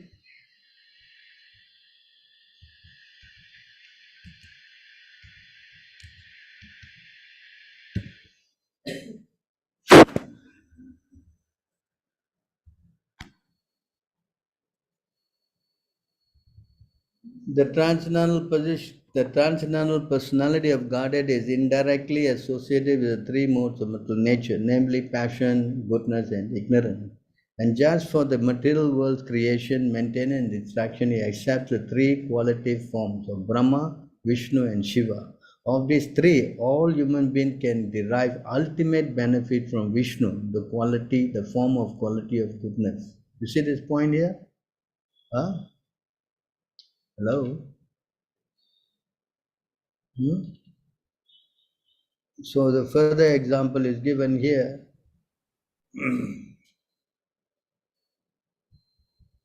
Firewood is a transformation of earth, but smoke is better than the raw wood. And fire is still better for by fire we can derive the benefit of superior knowledge through Vedic sacrifices. Similarly, passion, rajas is better than ignorance, tamas, but goodness is best, because by goodness one can come to realize the absolute truth. You understand this point? So this is why there's a difference. The difference is that the mode of goodness, from goodness, you can actually progress to the mode of transcendental goodness. So although they are all three guna avatars, I mean Lord Shiva, Lord Brahma, and Shiva, but still Vishnu's position is different, and Krishna's position is even more different. He is more supreme. You know, explained here in this verse.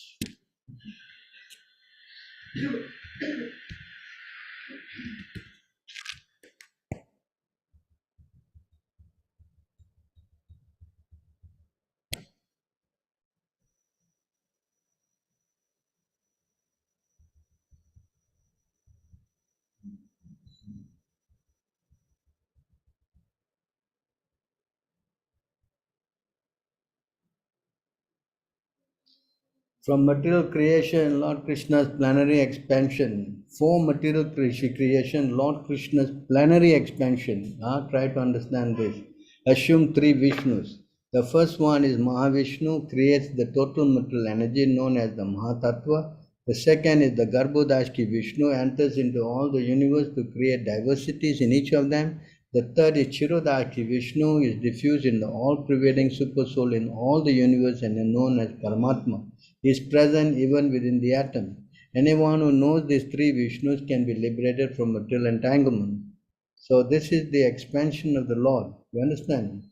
So this from what is that? Garbhodashki Vishnu, Lord Brahma takes birth. So from Lord Brahma, then all the sub secondary creations are created, and from because of the anger of Lord Brahma, Lord Shiva then comes out. See? So in one sense, we are all spiritual. That's why in that verse it says that one who understands the spirit soul and all other entities are also equal. So spiritually we are all equal. But quantity and quality wise we are different. We have minute quality of God. Understand? So the position of the Lord is different and compared to the position of the living entity. So Lord Shiva is an expansion of Krishna in the mode of ignorance, and he is not a living entity, whereas Brahma is a living entity. So this is the position of the three deities, Brahma, Vishnu, and Shiva. But among the three, right, the transcendental position of Krishna is explained. You can see here in this verse.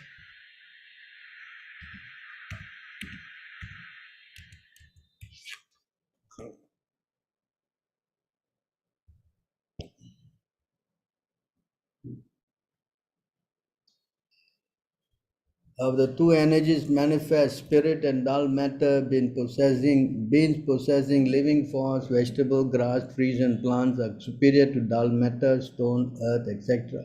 Superior to non-moving plants and vegetables, the worms and snakes which can move. Superior to worms and snakes are animals that have developed intelligence. Superior to animals are human beings, and superior to human beings are ghosts because they have no material bodies. Superior to ghosts are the Gandharvas, and superior to them are the Siddhas. Superior to Siddhas are the Kinnaras, and superior to them the asuras. Superior to the asuras are the demigods, and of the demigod Indra, the king of heaven, is supreme. Superior to Indra are the direct sons of Lord Brahma, sons like King Daksha, and supreme among Brahma's sons is Lord Shiva. Since Lord Shiva is the son of Lord Brahma, Brahma is considered superior. But Brahma is also subordinate to me, the supreme personality of Godhead, because I am inclined to the Brahmanas are best of all. See how the breakdown here. So because the Krishna, the supreme personality of Godhead, from him you get all so many expansion. You get the Vasudev, Pradyumna, Nurdaya, Sankrishan, and from there you get a second expansion, and from that Sankrishan you get the three Vishnus, and from that Vishnu, one of them, Karbudaski Vishnu, Lord Brahma takes birth. So in this way you see the breakdown. Yes, you have to understand this, You cannot just simply take one line of the verse and say, all right, Prabhu, looks like, this supports, what do you call that? The whole philosophy, there are many gods. Pantheism. Correct? Yes. Understand? You follow? Yes, Prabhu. You have to, therefore, you see, you need the help of a spiritual master. If you don't have a spiritual master, then you will have all this confusion. Why is it stated like this? Why is it stated like that? Understand? Yes, Prabhu. Very clear.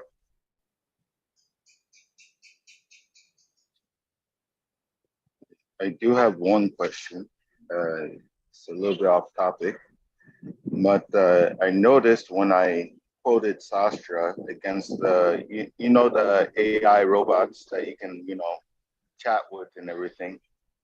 The robot, the AI was like very impersonal. So I tried to make it, Krishna conscious by, quoting slokas and everything. But it was like agnostic on steroids, Prabhu. So I feel so that people nowadays will be more leaning towards trusting So robots instead give me of a minute, Give me a minute. I'll just show you this. Oh, yes.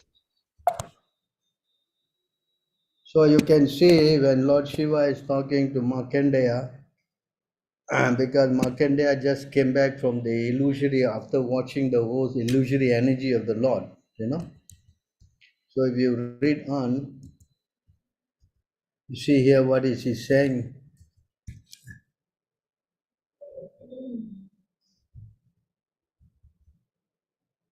I offer my obeisance to that Supreme Personality of Godhead who has created this entire universe simply by desire, and then enter into it as a super soul.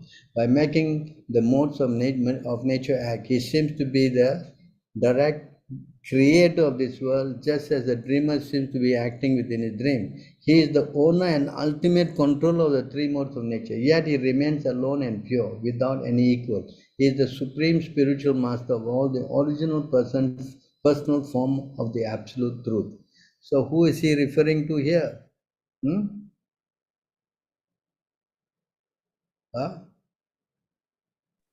That'll be Lord Vishnu. You can see then he says, O all-pervading Lord, since I have received the benediction by seeing you, what other benediction can I ask for? Simply by seeing you, a person fulfill all his desires and can achieve anything imaginable. You see then. But I do request one benediction from you, who are full of all perfection and able to shower down the fulfillment of all desire. I ask to have unfailing devotion for the Supreme Personality of Godhead, for his dedicated devotees, especially you. So from this verse you can understand that Lord Shiva is the greatest devotee of who? The Supreme Personality of Godhead. Yes.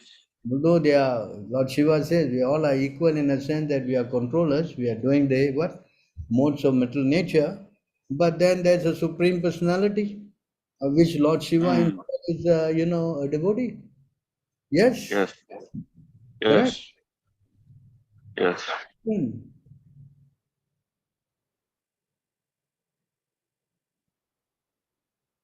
Then he says here, then Lord Shiva says, "O great sage, because you are devoted to Lord Ajogchaja." Who is that? Huh? Who is this Ajogchaja? That's Krishna. Yes. All your desires will be fulfilled. Until the very end of this creation cycle, you will enjoy pious fame and freedom from old age and desire. This is the benediction Lord Shiva is giving because he is a devotee of Krishna. Yes. Huh? Yes, Prabhu. You understand? Mm. You understand this? Yes. Huh? So I suggest they read this whole chapter, not just by reading one line and coming to a conclusion. Even though Shiva is saying, but Markandeya is not, he is not accepting like that, the Lord Shiva, Lord Brahma and Vishnu all equal. Huh? Does he say that in this verse? Hello? Does he say like that? No. It says the opposite. Yes. Understand? So we should have to read, we have to read the whole thing and understand the stuff. Otherwise you just read one line and then you come to a conclusion, then it's going to be a very big problem. Yes? Yes, Prabhu. Then Lord Shiva is meditating on the Supreme Lord. You know that story of, what's his name? Mohini Rupam, correct? Yes, yes. And Devi, you ask me, who am I meditating for thousands of years? He says, yeah, this is my Lord. Correct? If they're all equal, then why you meditate on the Lord? Lord Shiva is asking the Prasetas to meditate on the Lord. Yes? Yes. He asked them to meditate on him. He asked them to meditate on the Lord. Is it not? This is a fact. So all this information that one cannot, derive. One must learn the scriptures by hearing from the spiritual master. Otherwise, he simply buy a book and read it on his own accord, then this is what you will get, confusion. That's it. Confusion. Why this Puran say like that Puran say like that? Huh? Correct? Yes. Yes? That is 100% correct. I think this is the verse, I'm not sure. You study the thing, you say you will know, then you'll understand that, what is that verse? That you study all the Puranas, then you will know together that Krishna. The one verse that is like devotional service that's devoid of the understanding of the Vedas and Puranas is void of any value. That one? No. It says here that Chaitanya Mahaprabhu said that if you study all the Puranas collectively, 2145. Give me a minute, I get this verse up. 145, huh? So here it says here, there are many types of Vedic literature and supplementary Puranas. In each of them, there are particular demigods are spoken as the chief demigod. This is just to create an illusion for moving and non-moving living entities. Let them perpetually engage in such imagination. However, one analytically studies all this Vedic literature collectively, he comes to the conclusion that Lord Vishnu is the one and only Supreme Personality of Godhead. This is spoken by Chaitanya Mahaprabhu. So therefore we must have Acharya Upasanam. Otherwise, we will be confused. Yes?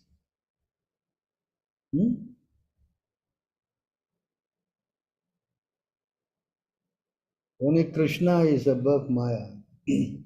Krishna is never affected by Maya, three modes of material nature. Whereas Brahma is praying to Krishna and saying, you please, help me so I don't get into pride. All this creation I'm doing, I'm frightened, I will get proud. You please help me. So then Lord Krishna spoke the 4 verses of the Bhagavatam to him. And Lord Shiva, when Maya is in full power, he associates with her in a distance. He doesn't go and associate Maya at all. You understand? But Maya herself, she never come in front of the Lord. She is always behind. And she is always under full control. Understand? It's like a shadow. Yes?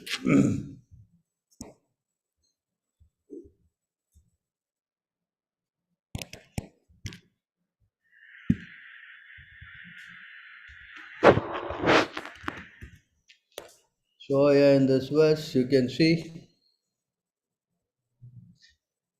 thus he fixed his mind. This is Vyasadeva. He was meditating on the Lord, perfectly engaging it by linking it in devotional service Bhakti Yoga without any tinge of materialism. And thus he saw the absolute personality of Godhead along with his external energy which was under full control. You understand? Maya was standing at the back. Maya doesn't come front. You understand? So this is how the Lord he saw. So Maya is under Krishna's control. And Krishna also said in the Bhagavad Gita, Madhyakshana, Susajate Characharanam, Hetunaina Kaunteya, Maya, from my, I am, controlling this Maya. Correct? But Lord Brahma cannot say and Lord Shiva cannot say. Although Maya is under, he said, the Lord, you please show me your Mohini form. And then say, why? You will be, you see that you will be, you will be illusion. No, Maya, this Maya, my wife, Maya is with me. And you see how he got illusion? So you see the position of Krishna. Krishna is not in any way, equal to. That's why Lord Brahma and Lord Shiva, they worship the Lord. You understand? They are worshipping the Lord.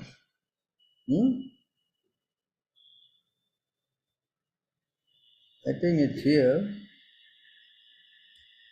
11:5. Give me a minute. I'll just take out this verse.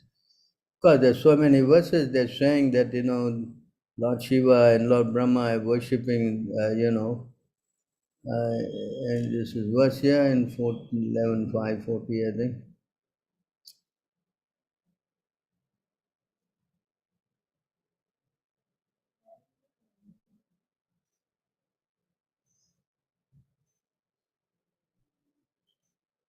So even Lord Shiva is also worshipping the Lord.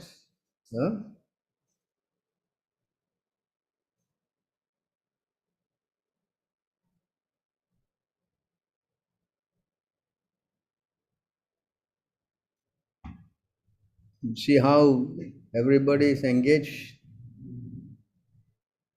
So it is not some kind of a cheap program, It's very important to understand the position of Krishna.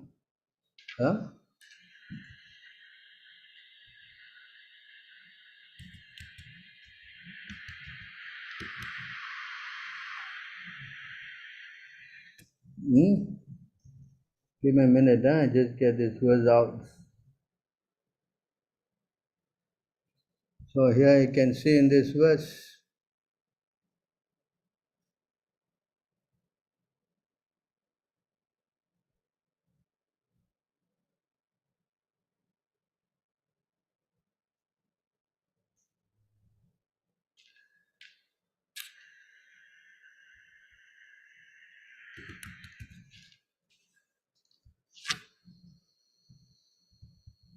O king, in the age of Kali, people's intelligence will be diverted by atheism, and they will almost never offer sacrifice to the Supreme Personality of Godhead, who is the spiritual master of the universe. Although the great personalities who control the 3 worlds bow down to the lotus feet of the Supreme Lord, the petty and miserable human beings of this age will not do so. You see how Lord Brahma, Lord Shiva were the controllers of this world, bow down to the Lord, but his little living entity is thinking is more. more greater. He will never bow down. Huh? This is the position. Huh? You follow? Huh? Correct. So you see how the transcendental position of the Lord. So we have to understand, how this verse, we have to understand in proper perspective. Right. So what is the other question?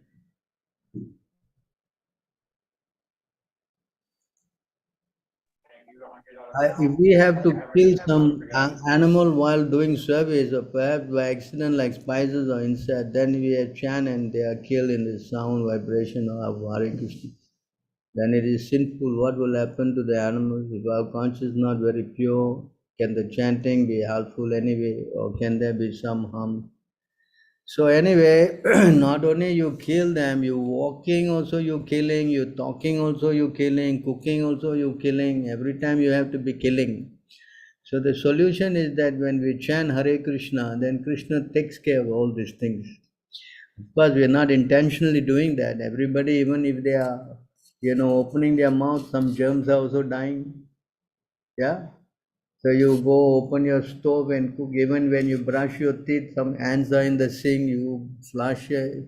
So there's so many ways the killing is going on. But nonetheless, if you chant, then Krishna will help take care of everything. But we don't want to do intentionally. But sometimes you cannot be helped. What to do?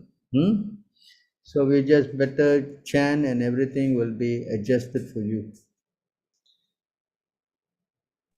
As you said, in each living entity, heart, present soul, and super soul. I have a question about some of the living entities. They have more than one heart. For example, an octopus is having 3 hearts in this contact. 3 souls are present in that body. I don't know this. Can anyone help in this context? I know there's only one soul in every body. I never know octopus has got 3 souls. Or like how you can like see, firstly, how you can see the soul in the octopus doesn't make any relevancy in this question. Krishna says there's only one soul in all living entities. And Krishna says, I'm sitting with the super soul in the heart of all living entities together. So how can there be 3 souls? This thing is not valid. I don't know where you got your information. According to the Vedic information, there's only one soul in every body. Yes? Hello, who is Shivananda? So I doubt this thing is, I don't think this information is correct. They have 3 hearts, but I don't see if there is 3 souls. It doesn't matter you have 3 hearts or 15 hearts, just like the cow got 4 stomachs. Does it mean that what? It's only one soul. That is how it is. It says, I'm sitting in the heart of all living entities together with the other living entities. Just now we read the verse, correct, in 222 Bhagavad Gita, says Swatara Upanishad. The 2 birds in one tree. Yes? Hello? Is it not? So the Shastra can be wrong, So I don't know. Even you have 15 hearts also, there will be only one soul.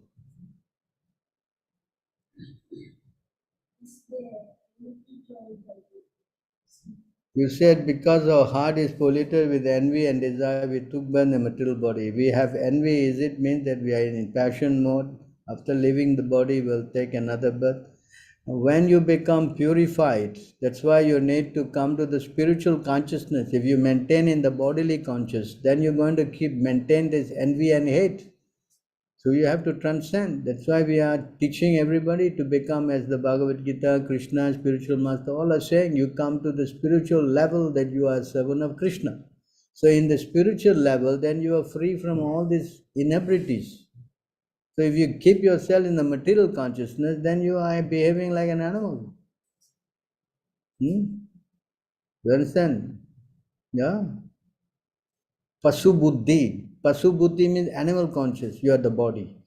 But you come up to the spiritual consciousness, Brahma Bhutta stage, then you don't have all this problem. But if you keep thinking you are this body, then you're going to have a lot of problems. Yes? Hello?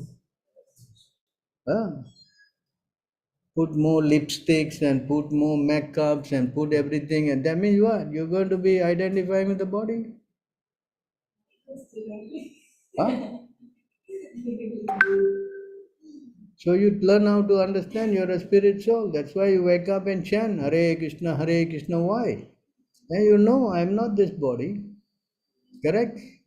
If you keep decorating your body, then you want to look beautiful and you want to look so many things, then what?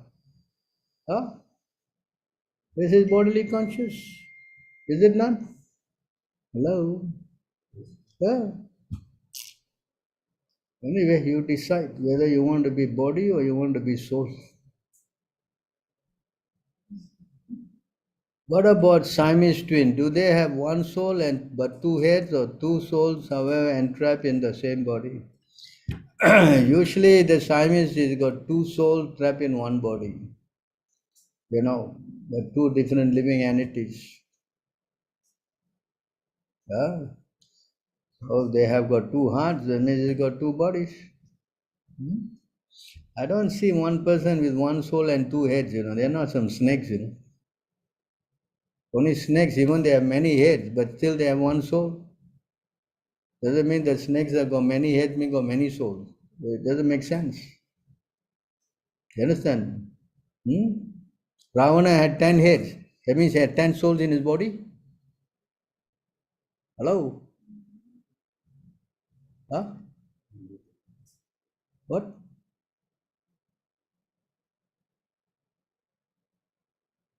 So here there's a verse about how Shiva bewildered Mohini. For a reference, you can go and read that. So, any other questions? So Prabhu, our body is made out of living souls. I mean, like cells and everything. Do they have are they a part of that equation, Prabhu? They are what? And they're a part of our this material body. Like our body is made up of cells and everything. It's made out of, parasites, blood, pus, stool, urine. They have life too in there. Because your body is that you are the soul. There are many parasites in your body, like worms and germs and everything. But it's your body you are the primary soul. Although the other entities all are in your body, but they are of lesser. We don't have that kind of a control that you have. I see. You understand? Okay. Okay. They are all in your body like a tree, the big tree is there, and there are so many other living entities taking shelter of the tree. But the tree is the main tree. Right? Yes, Prabhu. So is it like when you're explaining, like the soul is the governor of that body. So there's similarly in that example that Prabhu was trying to say about the octopus, even though there may be 100 hearts, it's just one soul controlling those hearts, right? Yes. It cannot have many souls, that's not possible. It's against the Shastric injunction. I am seated in the heart of the tree, with the living entity. Yes? You follow? Yes, Prabhu. Doesn't mean that you got three hearts, means you got three souls. It doesn't make sense. It's not supported by Shastra. Huh? Yes, Prabhu. So any other questions?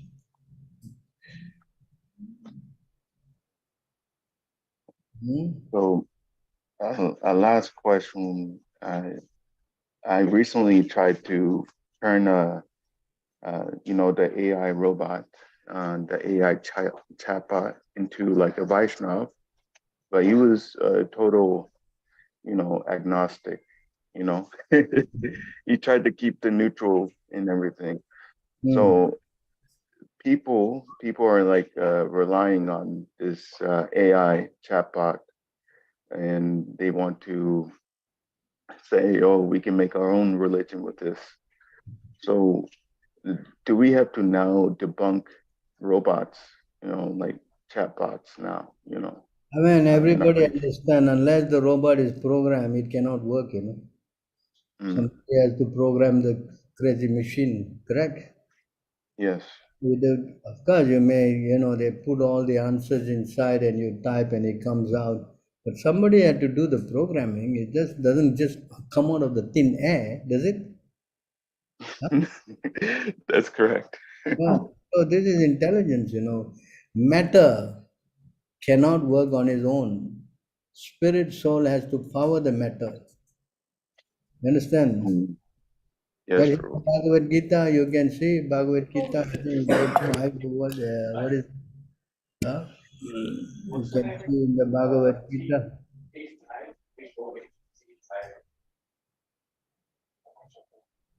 The Bhagavad Gita, chapter 8, you can see. Yes, Prabhu.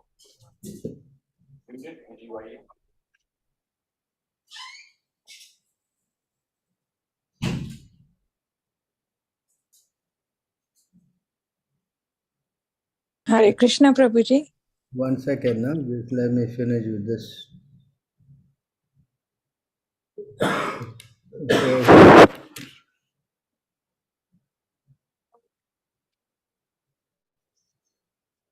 So in this verse, you can see there's another verse here explaining about the spiritual position of the living entity.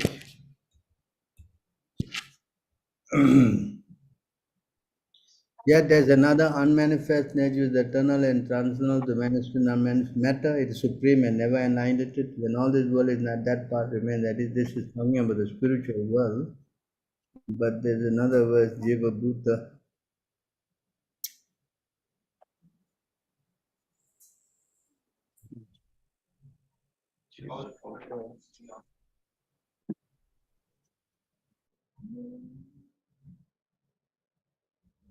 Where is that verse? It says above this material nature, that's spiritual thing, Give me a minute. Yeah.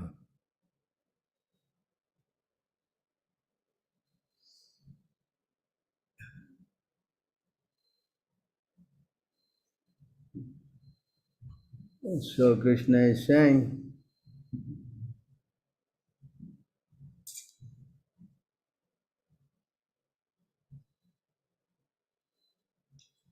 oh my goodness, I have to find this verse now. Does anyone know this verse in the Bhagavad Gita? That the spirit soul is beyond this material creation. Just need to look at it. Above this material nature, there's a spiritual thing. Yeah, here. In this verse you can see, sorry, I got the wrong chapter. Yeah, see this verse.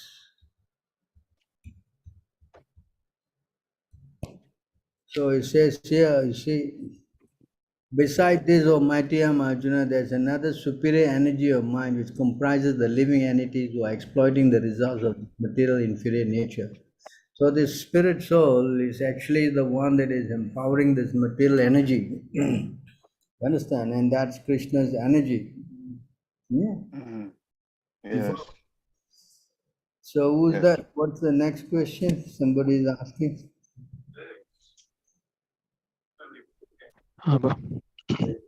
Hare Krishna, Prabhuji. Prabhuji, how to during chanting the mind gets diverted? It starts thinking of like what are the tasks to be done for the day. Somehow at the back of the mind, all that keeps coming, and then I have to bring back the mind that no, we have to chant now. And how to reduce this, Prabhuji? So the best way to do this is to keep chanting, you know. As explained here in this verse.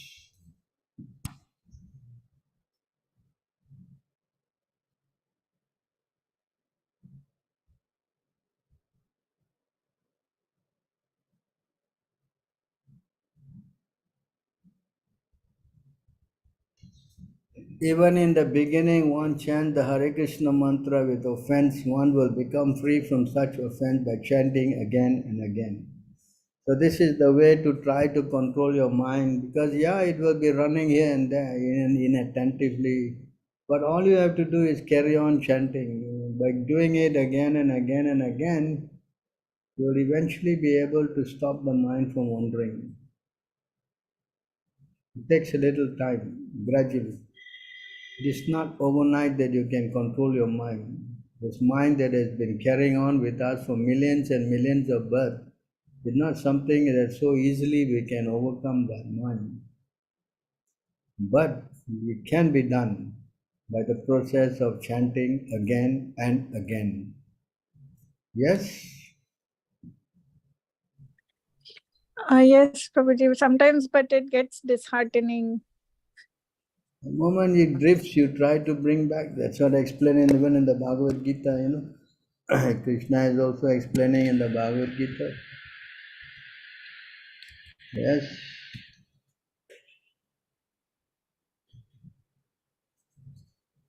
From wherever the mind wanders due to flickering and unsteady nature, one must certainly withdraw it and bring it back under the control of the self. So this is what Krishna is also saying. Man is going to go, so you bring it back. You understand? Yes, Prabhuji. Keep trying until such a time when the mind will no more run. It take little time, you know. Prabhupada said to chant very good rounds, it takes at least about 20 years, no? Oh, 20 years. You think of 20 days. Hello. Understand? That's why you have to become nishta. Nishta means to become fixed up. As stages of devotional service, to become fixed up means takes time, isn't it? Yes. So you try, keep trying. It's not that you will not succeed. You will succeed, yes, for sure. But it will take some time. And the mind is only going to Krishna. It will not go anywhere else. That's the perfection stage. Correct. Then even what is his name? Madhavendra Puri was also saying, you know, can see here in this verse.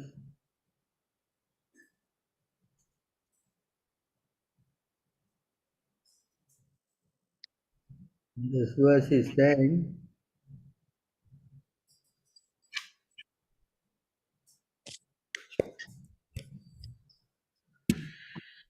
just to think of Krishna, you know.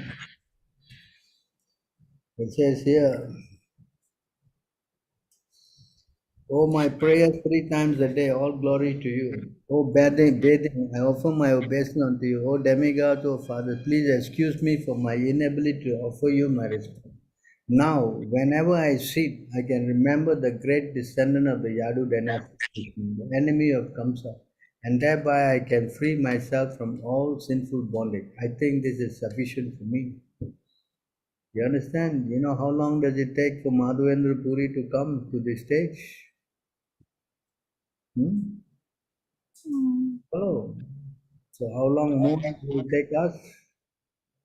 So we have to keep praying to Krishna, and Krishna is said, Chaitanya Mahaprabhu said, you know, that if you chant very quickly, you will be able to bring your mind to the lotus feet of the Lord, you know. You understand? Yes, Prabhuji. Prabhuji, sometimes it happens that maybe 1 or 2 rounds would be very good. And then if I listen to some Krishna bhajans, then the mind gets diverted, gets stuck on Krishna better than during chanting. No, the best way to chant is to play Prabhupada's step and chant along with him, you know. Okay, yes. Devotee chanting, that will help us become, you know, spiritually more up, no? You understand? Yes, yes. Vibration of a pure devotee chanting is very, very effective, you know. You can see here Sorry. what Lord Shiva says, you know.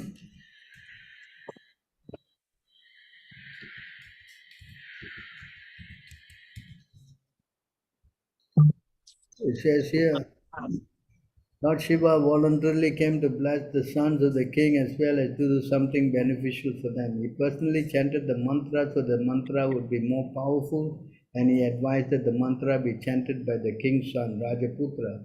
When a mantra is chanted by a great devotee, the mantra becomes more powerful. Although the Hare Krishna Mahamantra is powerful in itself, the disciple upon initiation receives the mantra from his spiritual master. So when the mantra is chanted by the spiritual master, it becomes more powerful. Lord Shiva advised the sons of the king to hear him attentively, for inattentive chanting is offensive. So you try to understand. So we should try to hear the mantra chanted by Prabhupada. When he is chanting, then the mantra has become very powerful, and we can very quickly, our mind will become subdued. Yes. Understand? This mind is not so easy to control, you know. We don't think that the mind is so easy. See here. This mind is, even Lord Shiva's mind also is controlled by the Lord. The Supreme Personality of Godhead said, my dear Uddhava, the Supreme Lord gives life to every living being and situated within the heart along with the life and primal sound vibration. The Lord can be perceived in a subtle form within the heart by one's mind. Since the Lord controls the minds of everyone, even great demigods like Lord Shiva. Understand? This is again why it shows that although that's now the question, the three deities are, you know, Guna avatars, but the Lord is the Supreme Personality of Godhead, you know. He is beyond all the demigods, you know. Understand? So can you imagine when Krishna says among difficult things to control the mind, Arjuna also said it's so difficult to control the mind. Yes? Correct? Yes, Prabhuji. Yes. The mind is restless, turbulent, obstinate, and very strong. Oh Krishna, to subdue it, I think, is more difficult than controlling the wind. Understand?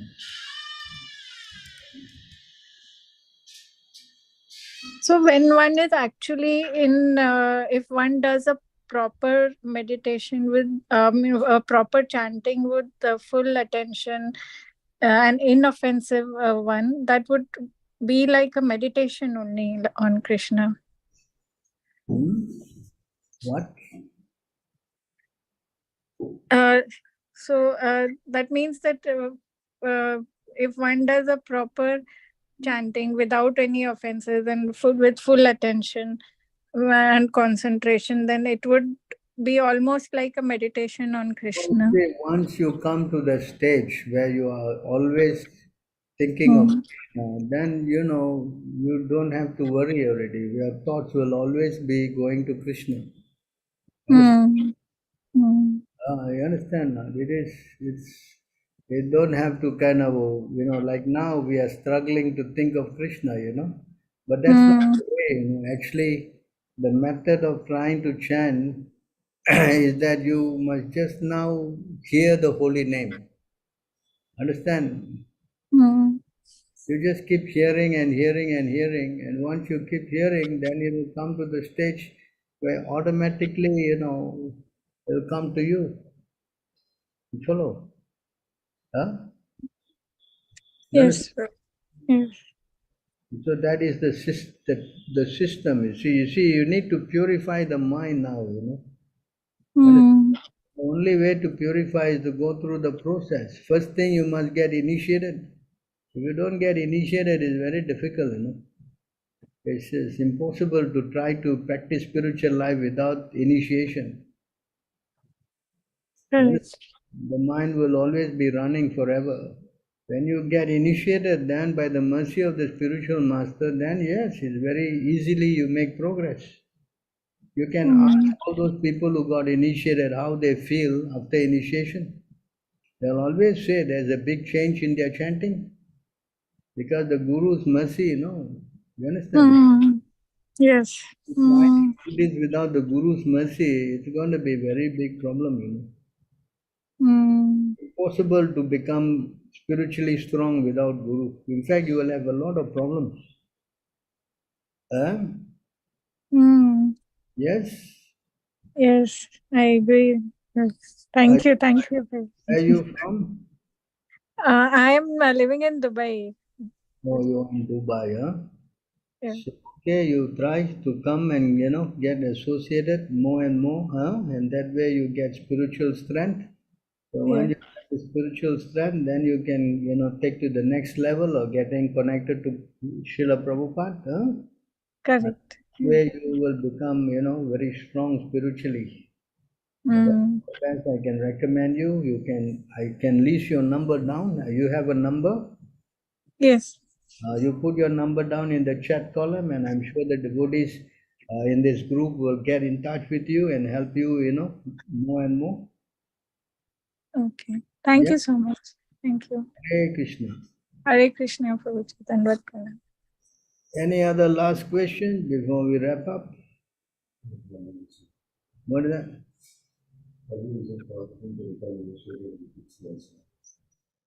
So just before I go, I just wanted to show this verse. I just cannot miss out.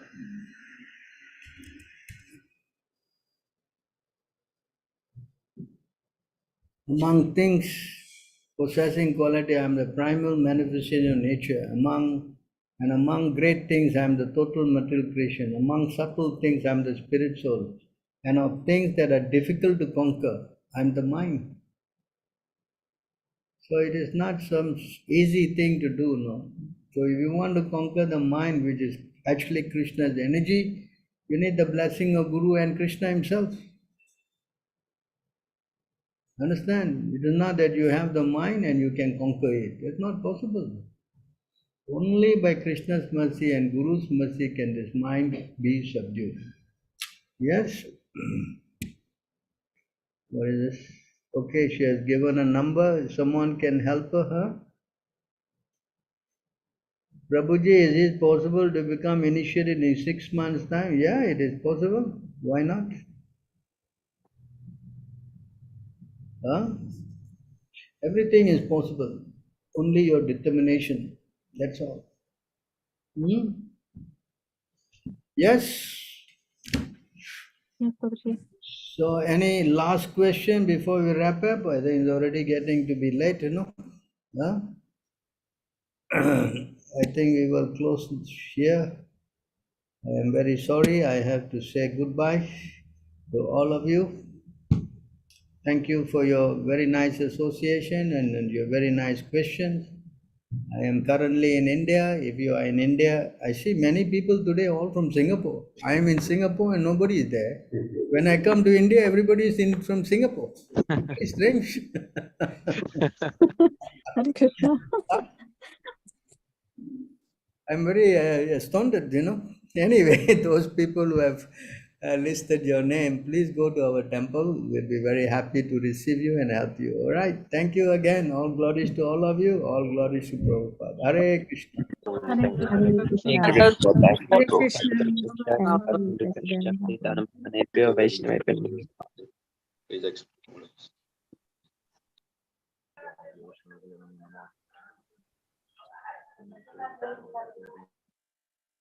Hare Krishna.